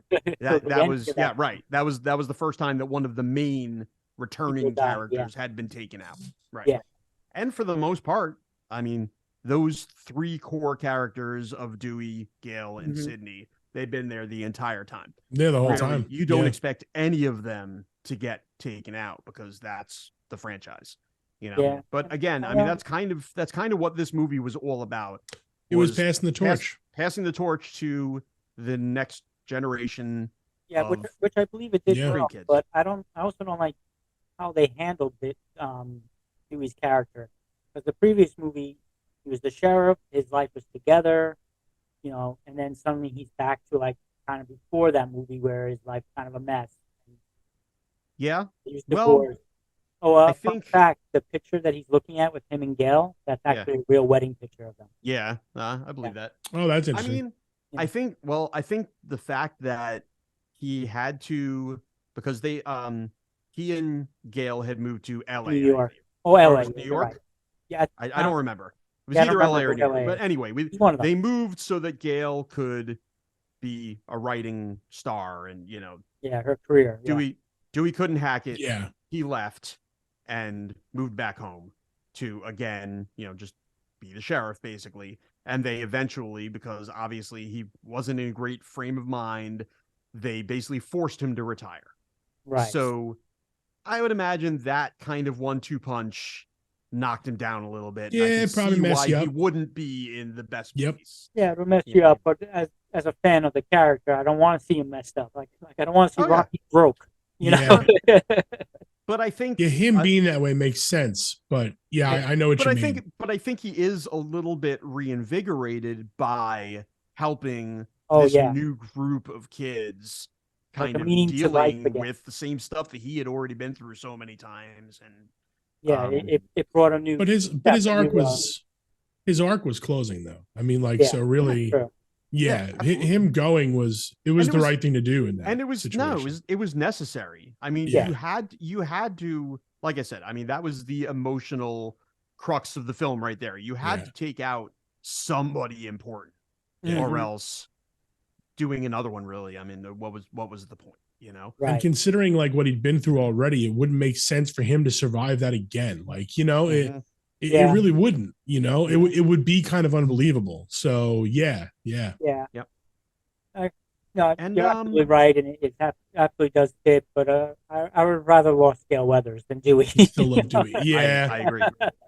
I think most people would agree with that, and that probably is the reason why that didn't happen. You know what I mean? Yeah. Like, if No, you I really don't think think about it, you know, it wouldn't have hit as hard. no, it if, definitely you know, wouldn't it have. got- That's Yeah, true. yeah. Very true. What Jason Jay, what you're going through right now is that's exactly what they wanted. Yeah. That's what they want. That's what they want to hear. Yeah, Right. yeah. You're like, yes, Yeah. that's what we were trying to do. Good. I'm glad you're Yeah. annoyed at that. Right. Good. We got that cross guy. That Yeah, cross guy's no that's good. right. We got him. Right. That's awesome. Yeah. So let's get to the killers. What did you guys Yeah. think of how that played out? The reveal of the well, killers in this one. The boyfriend, I don't know if it was just me, again, just watching too closely, but I knew he was the killer. Specifically because I remember seeing something. I was like, this is either a movie mistake or it's a clue. Like when he's driving her up back into town, he's like, no, I never seen any of the stab movies. Then when he sees Dewey, and Dewey kicks him out, he goes, I liked him better in the movie. That clicked, and then when I was seeing the plaid shirt, it was giving me those vibes. Billy, I was just getting. I love the fact that it had Billy in it. I can see that. Okay, but when they go to visit Tara in the hospital, wasn't he watching all of the movies on Netflix? Yeah, that the was entire after. time he was there. That was Yeah, after? that was after. Yeah. Okay. Okay. Yeah. Oh, They you're right. did I throw mean, it off. they may have thrown that in as just, an Easter egg, foreshadowing, whatever. You know what I mean? Like, Right. I mean, Yeah, when I first saw it, it stuck with me when I saw it. I mean, that's a good murder mystery when they throw out clues like that. If you pick it up, then Yeah. then that's great. True. Yeah, those are the Easter and it eggs. could have been a red herring. I mean, they did that so many times in the original. That's true. Yeah. Where they would throw in clues that made you lean, oh, well, maybe it could be this guy, and it went nowhere. But they were just doing it just to kind of keep you guessing, Yeah. They even did that with the person who ended up being the killer. Like where you were like, yeah, he's the killer. No, and then they took him out. No, he's not the killer. Right. Yeah, no, he's the killer. Yeah. Wait a minute. It's like, so you were back and forth that whole time. That's part of what makes the series great. So what do you guys think of bringing Billy Loomis back? How they did that? I was not a fan of. I don't mind Sam being Billy's daughter. Right. I think it's an interesting move to kind of connect her with the original, parts of the series. Right. I don't like the visions part of it. Similar kind of like to, how I didn't really like that with Sydney and her mother. Yep. I don't really, and I get that they're kind of playing up that, Sam's not really all there. She has some issues stemming from that, and that's kind of, she's always kind of, and as I talk about part 6, they definitely play that up even more, that she's always kind of on the line of, is she going to be the next one to snap and become the next killer? I think so. The third with her, I don't mind it as much, but again, it kind of borders on the supernatural thing that we were talking about before. That is a bit of a departure for the series, and I don't think really necessary. I think you can do it without it. Yeah, unlike the third one, I didn't like the mother thing in the third one at all. But for this one, I don't know. Maybe it's because we haven't seen Billy since the first movie. It was good. More stronger role. It was good seeing Skeet. I mean, I don't know. Yeah, it's funny that the joke was like, they used de-aging to make him look younger, but they didn't have to use much of it because he still looked pretty good. Right. Yeah. But that was good. Yeah, especially at the end where she's looking at the knife and what was it? He was looking at something and then he was like, no, and I kind of like that he kind of. Where he's kind of mentoring her. Yeah. To how to kind of which in that situation, he was basically mentoring her how to survive. Right. In a way, he's also kind of trying to get her to follow his legacy. Yeah. And turn into a killer. So yeah, I understand what you say, not bringing the supernatural into it, because I completely agree.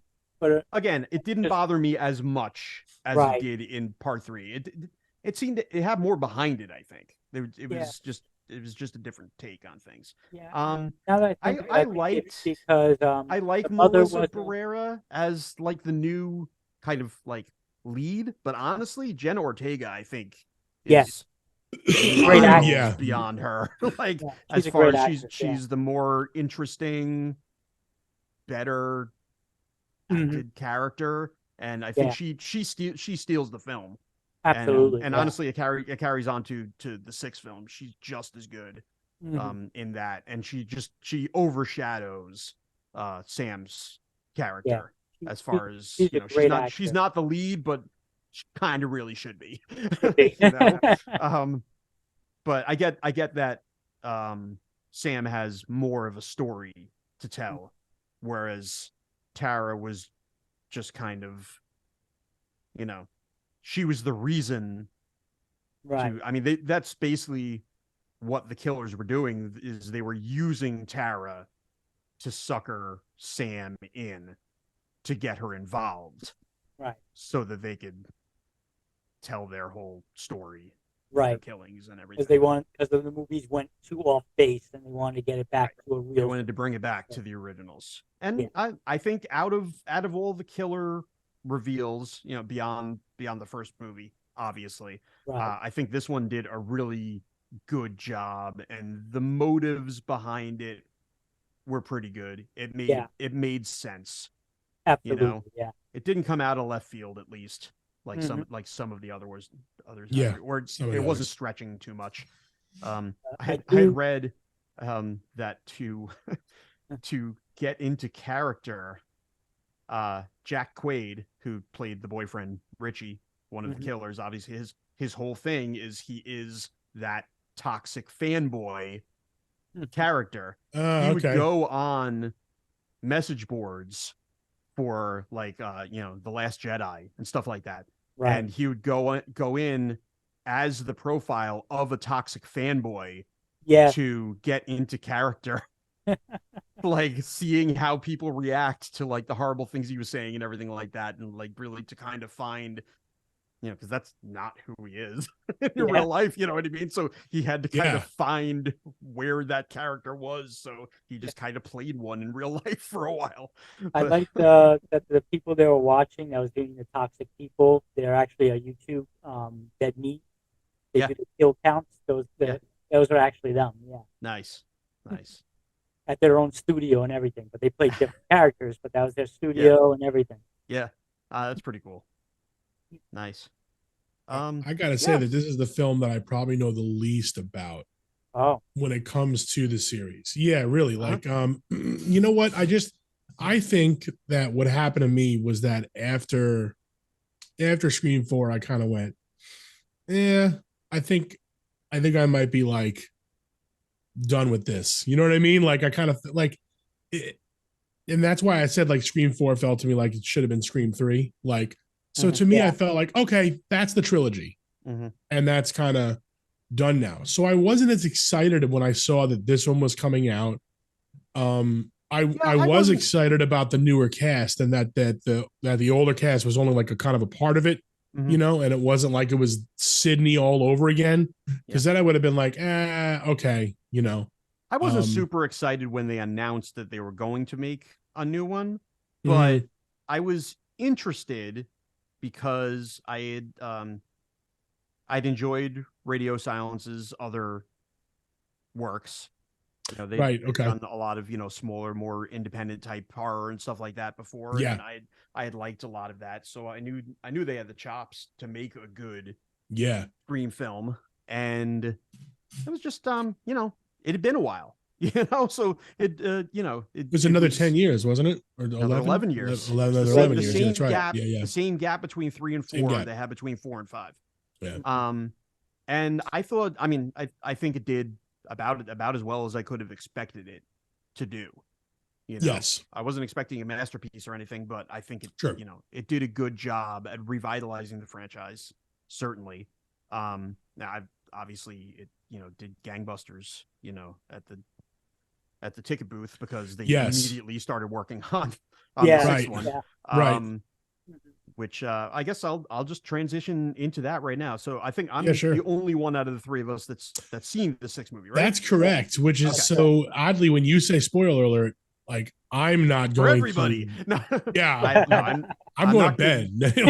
I'm not going to spoil anything. I know. This one, for you guys and also for all the other viewers. Pause the podcast. Haven't had we to go watch it for 2 hours. To go to the movies and see this one. But I will say I would suggest that you do, or when it eventually comes on streaming on Paramount Plus or wherever it's heading, definitely check it out. I think it definitely carries on with the story from the previous film. A lot of the same characters are back, kind of that core friend group that Melissa Herrera survived. And Jenna Ortega is still there. Yeah, you have Sam and Tara and Chad and Mindy.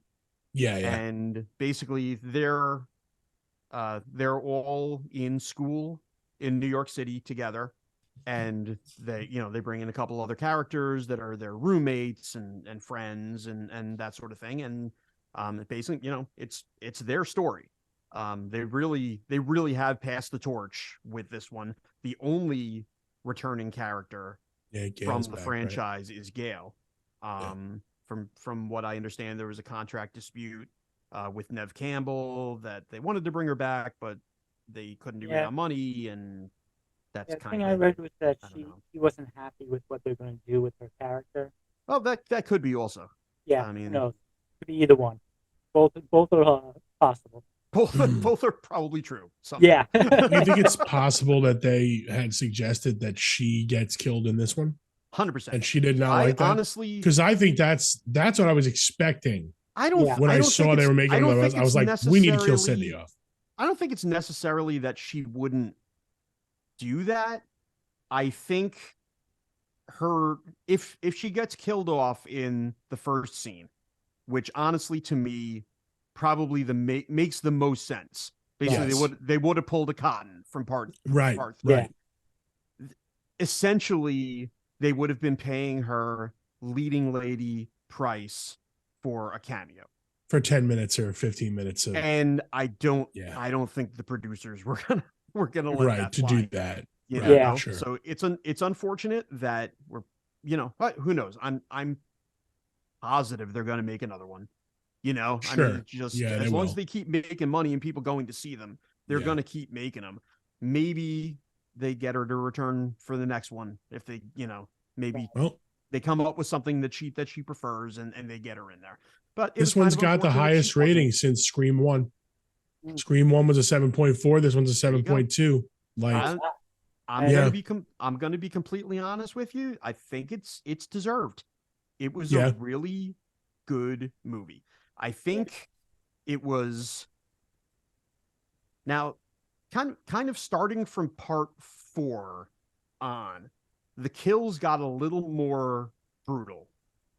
Like even when that would make sense though. Even when somebody was just getting stabbed, they were getting stabbed. Right. Like it was.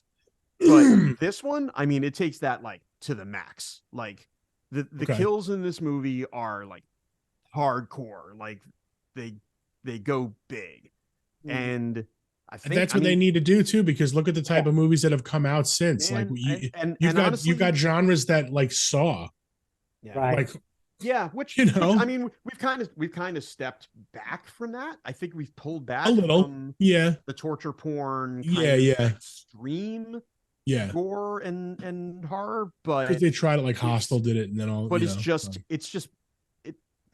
it's not that it was more gory necessarily. It was just more brutal. Violent. You know what I mean? It was just brutal. Well, that's what I would be looking for too. I wouldn't be looking for there to be like a ton more blood or anything. Honestly, like that's kind of my. It's just gotta feel real when it comes to like slasher movies and stuff like that. Yeah. You know what I mean? Now for Scream 6, the thing I'm very excited for, and the thing that worries the most is the same thing, because it's in New York City. Like that's great. I love to see movies in New York City, but I always worry like Jason Takes Manhattan, how that was just it wasn't New York City, kind of thing. Oh, okay.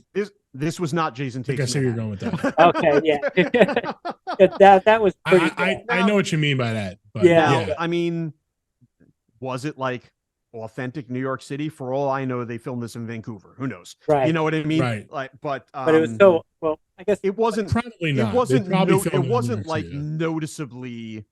That's not New York. You know what I mean? Like.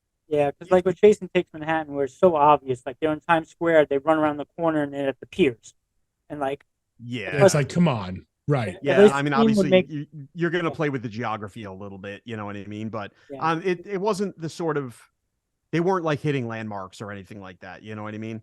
It just, it took place in New York, you know. They were in a bodega and like an apartment building, you know what I mean? Right, like right. it wasn't. Well, I think Scream will be more sense than Jason.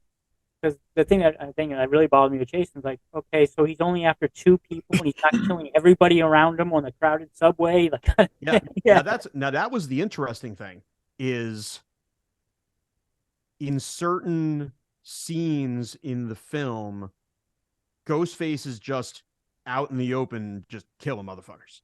Like really? you'd never seen that really in the franchise before. No. Like I think, you know, they've had it in the trailers and stuff like that. There's a scene in a bodega where he's just killing everybody in the store. Yes, like, yeah, that is in the trailer. He's going after Tara and Sam, but if you get in his way, you're getting taken out. You know what I mean? So whereas in Jason Takes Manhattan, there's a literal scene where he talks to a guy with a boombox. Yeah, just lists his mask. And nothing happens. I promise you, this is nothing like Jason Takes Manhattan. Yeah.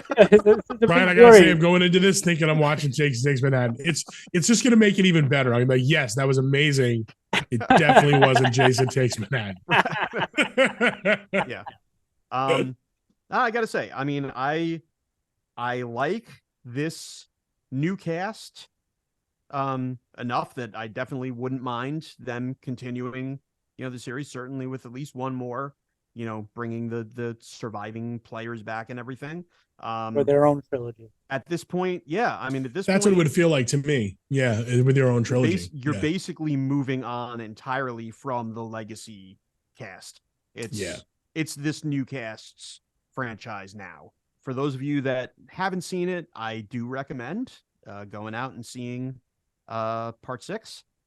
I enjoyed. I'll probably do that this weekend. You know. Yeah, I'm gonna try during the week. I have the kids. I'll see. They love the first 2 movies. I'll show them 5 and see if they want to go see 6. Nice. Yeah. I mean, really, as long as you pick up with 5, you've got pretty much all the information you need going into part 6. Yeah. That's probably what I'll do too. I'll rewatch 5. Yeah. Oh, I'm sorry. Scream. Yeah. Right. And then but Scream. No, but Scream. Right. Yeah. Right. Isn't it weird? You see, there was Scream, and then there's Scream. Yeah. Isn't it weird that Scream didn't have a sequel? It just went to part 6. Yeah. Once again, why'd they do that? Why did they then call the next one Scream 6? Like it's. Wow. Well, can't they just go back and be like, it was Scream 5? Like, why did Beardamus, my friend? If you've seen the poster, they turned the little V in the M of Scream into a 5. That was. I am looking at it right now. Brilliant. Yeah, they did do that. That was a great idea. I think I'm going to start calling it Scream. I'm pretty sure. Did they do that with 3 and they turned the E into a 3 or something like that? They sure did. They sure did. It did with Scream 4 too. The 4 was the A. Yes. They just ran out of letters. That was the problem. That's what they did. They ran out of letters. We have nothing to turn into a 6. Hey guys, we can't turn anything here into a Roman numeral. We're gonna have to just call it Scream. This sucks. We have no other choice. We have no other options here. Can't we just put the Roman numerals after? No. You shut your mouth. All right. Your dirty mouth. So I think it's time to get everybody's controversial franchise list. Except for one of them. Yep. Let's go. Yeah. Well, let's. I say let's go bottom to top. Round table, bottom to top. Just kind of go go around. Everybody give your. Well, I guess you guys wouldn't know. I guess. Uh-huh. About that one. Your sixth Yes. place. But, Right. So we'll not include that one in the ranking. We'll go 1 through 5 for the ranking. So I think at this point though, it's safe to say that. Okay, so because even if it was 6, even though it's 5, I still want to put Scream 3 at 10. Can I do that? That's what I want to do. I'm assuming that other films that come out are going to be better. Yeah. Yes. Yeah. I think we all agree. You're probably not wrong. Yeah. Scream 3 was just a horrible mess. They tried to turn. All right. So, yeah, it was. So in the 5 slot, pretty much universal. We're going Scream 3. Scream 3. Yeah. I think it's going to start to differ from here. So let's Jason take from the top. What's your number 4 spot? My number 4 spot would actually be number 4. Having to put them in an order, I would go for. It was interesting and all that, but when you compare it to the other ones, it's not better than the other ones. It's still good. I'm not saying like everywhere is bad, but it wouldn't be a top contender for me. Right.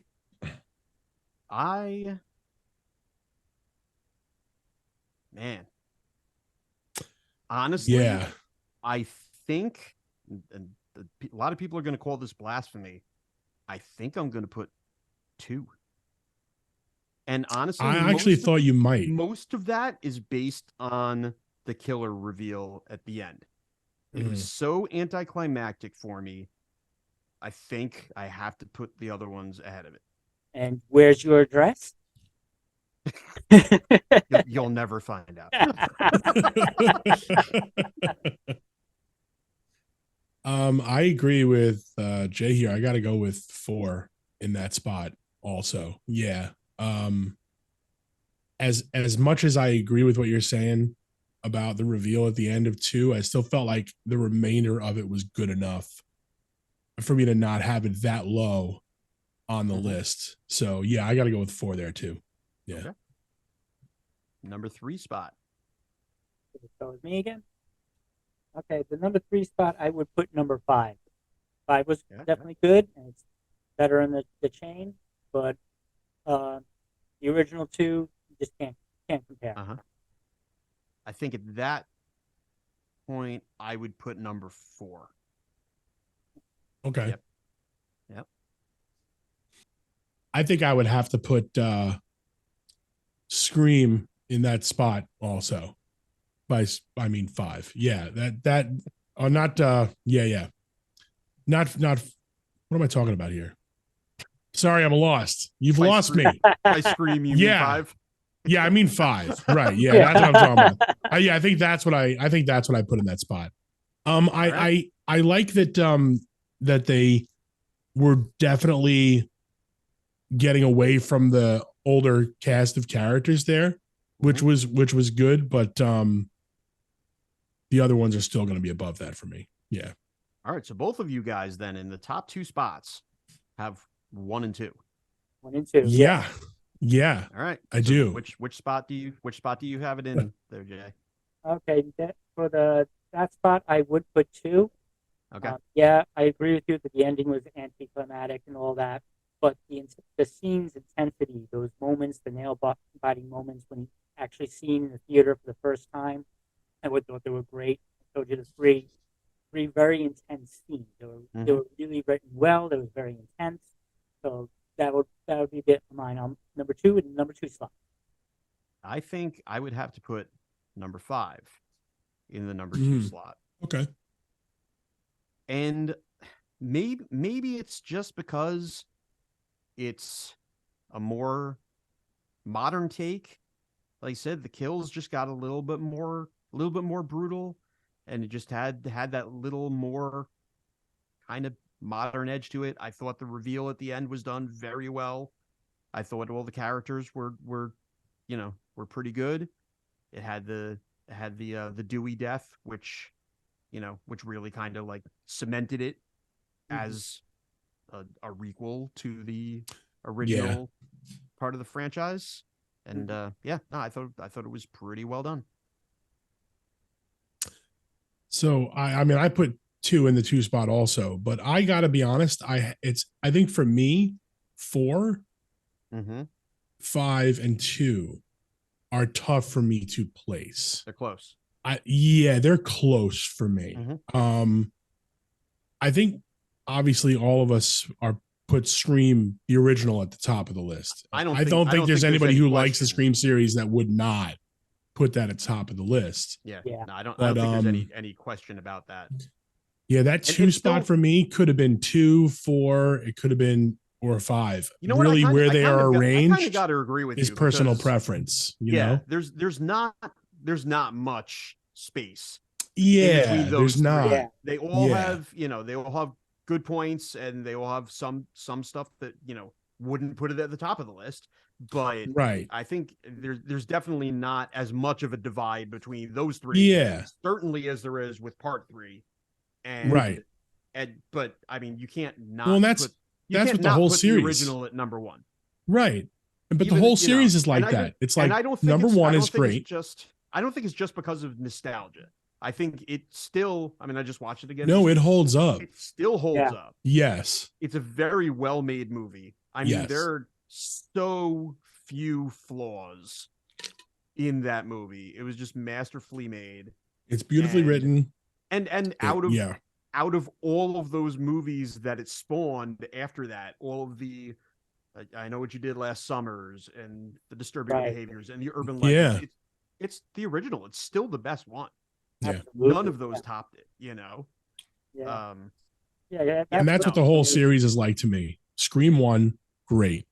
Then you've got the other Scream 3. 2, Scream, Scream 4. And to me, I look at those and I go, okay, they're Scream movies. They're good. I enjoy them. Right. Exactly. But then there's still a big gap for me between those and the original.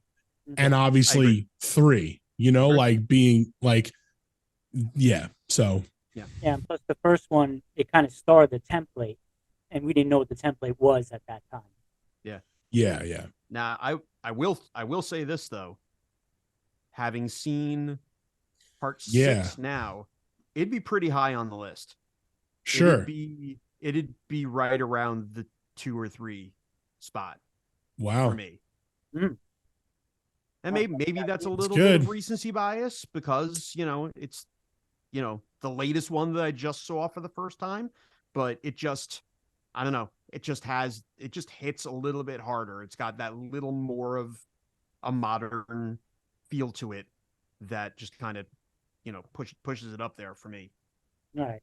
I mean, it definitely appears as though that generally audiences are agreeing with what you're saying. You said man. It was highly rated. Yeah, right? It's highly rated. Like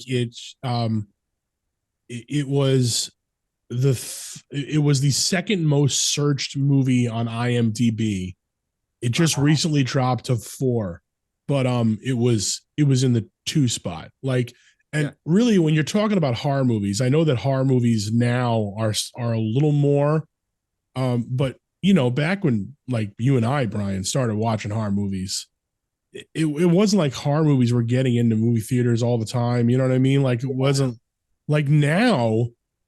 How many different like The Conjuring? Like there's so many other horror movies that have a series, that you can say like, hey, they're good and they're a little more mainstream. And right now we're truly in a theatrical resurgence for horror.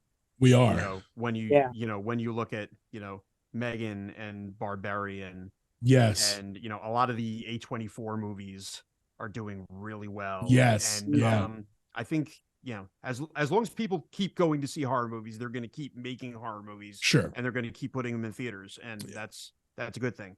Yeah, and movie companies tend to like horror movies because they're fairly cheap to make. Yeah. Yes. So, no, they make money. Yeah, they make money. Yeah. They do. Yeah. They don't spend like the producers don't have to spend the money on it, and they get their money back and more. Exactly. There'll always be horror movies. Yeah, I think we're gonna have a good few years at least of good, strong showings in the theater for horror. Yeah, I agree. I love it. I think now it's helpful that a lot of movies that are coming out, even like Marvel movies, like some some superhero movies are getting R ratings, like Deadpool, stuff Right. like that. Like, because I think for a part of the horror genre issue, especially when like the original Scream came out, was that like people who made those movies wanted to make them PG-13 or because that's how you attract a larger audience. But really, if you're gonna make a horror movie, like Should be an awesome. R rating, like it kind of needs it if it's gonna be a good horror movie, Well, if you think about unless it, I mean, you're really good at suspense, Well, Yeah. like everybody talks about elevated horror, which Yeah. I don't really like that term because I mean, really, all it means is good horror. Right. Yeah. That's Yeah, really all exactly. it is. So, but if you look at a lot of those films, if you look at Hereditary and Midsummer and What a great It Follows, and a lot of those films that people consider elevated horror that have come out over the past decade or so, really what they are is they're adult horror movies. Yeah. Yes. They're not made for kids. Right. They're made for theater going adult horror fans. And it's been a long time since they're made for the people that grew up with Nightmare on Elm Street and Friday the 13th. Yeah. That's who it's made for. It's made for us. The people that are our age are going to see these movies, right? Yes, that's right. Yeah, exactly. And these rating boards, it just makes me think again about how Wes, for the fourth one, he had to fight them to the point where they said he was about to quit the whole genre. He was going to quit the business because it was such a hassle. Whereas I think true, you can get away with so much more today. Yeah. But not having to go overboard and become like the next, Saw or Hostel franchise, yes, or something like that. Just they don't have handcuffs on. They can go to whatever extremes they want, but in different ways. Yeah, I think there's like, going to be a lot. There's going to be a lot of interesting stuff that comes out. Yeah, over it's like what Wes said: if you don't want blood in it, then don't make a Scream movie. Yeah. What's the point? It's yeah. It kind of comes down to like realism, really. Like some of the Saw movies that came out were so like, okay, that would never ever happen. No device like that, whatever. Whatever it happens to be. Right. Yeah. It got kind of silly, but like, so for me, that's what it is. Like, I don't need to see the blood. If you want to show it, great, that's fine. But you scare me by putting me in the position of the person who is being attacked. Right. And if it's real enough and if it's brutal enough where it's like, holy crap, like that could actually happen. In fact, I've watched Netflix documentaries where something like that did happen. Like, then it's like, okay, I leave that theater checking corners, because you're genuinely scared or terrified of what you're seeing. And, especially us as fans who have seen so many horror movies, where desensitization kind of comes into play a little bit. Yeah. Like if you can scare me in a theater watching a horror movie, you've done a good job making a horror movie, Well, that's the thing. I mean, gore in and of itself isn't scary. That's not what makes it scary. And I'm a gore hound. I love the gorier the better. Throw it at me. But that's not what makes a movie scary. Like you said, I always said like it's a story, it's suspense, it's character, it's the writing. I mean, that's what makes a scary movie. So I always said gore is part of the equation, but it shouldn't be the major component. If it's the only focus, then it's not. It's going to be fun. Right. I love those movies. I'll watch them all day long, but it's not going to be necessarily. It's not scary. What you call, I guess, a good horror movie. Yeah. Don't you mean elevated horror? That's what you know. I don't. No, I didn't mean that. In fact, never say that again.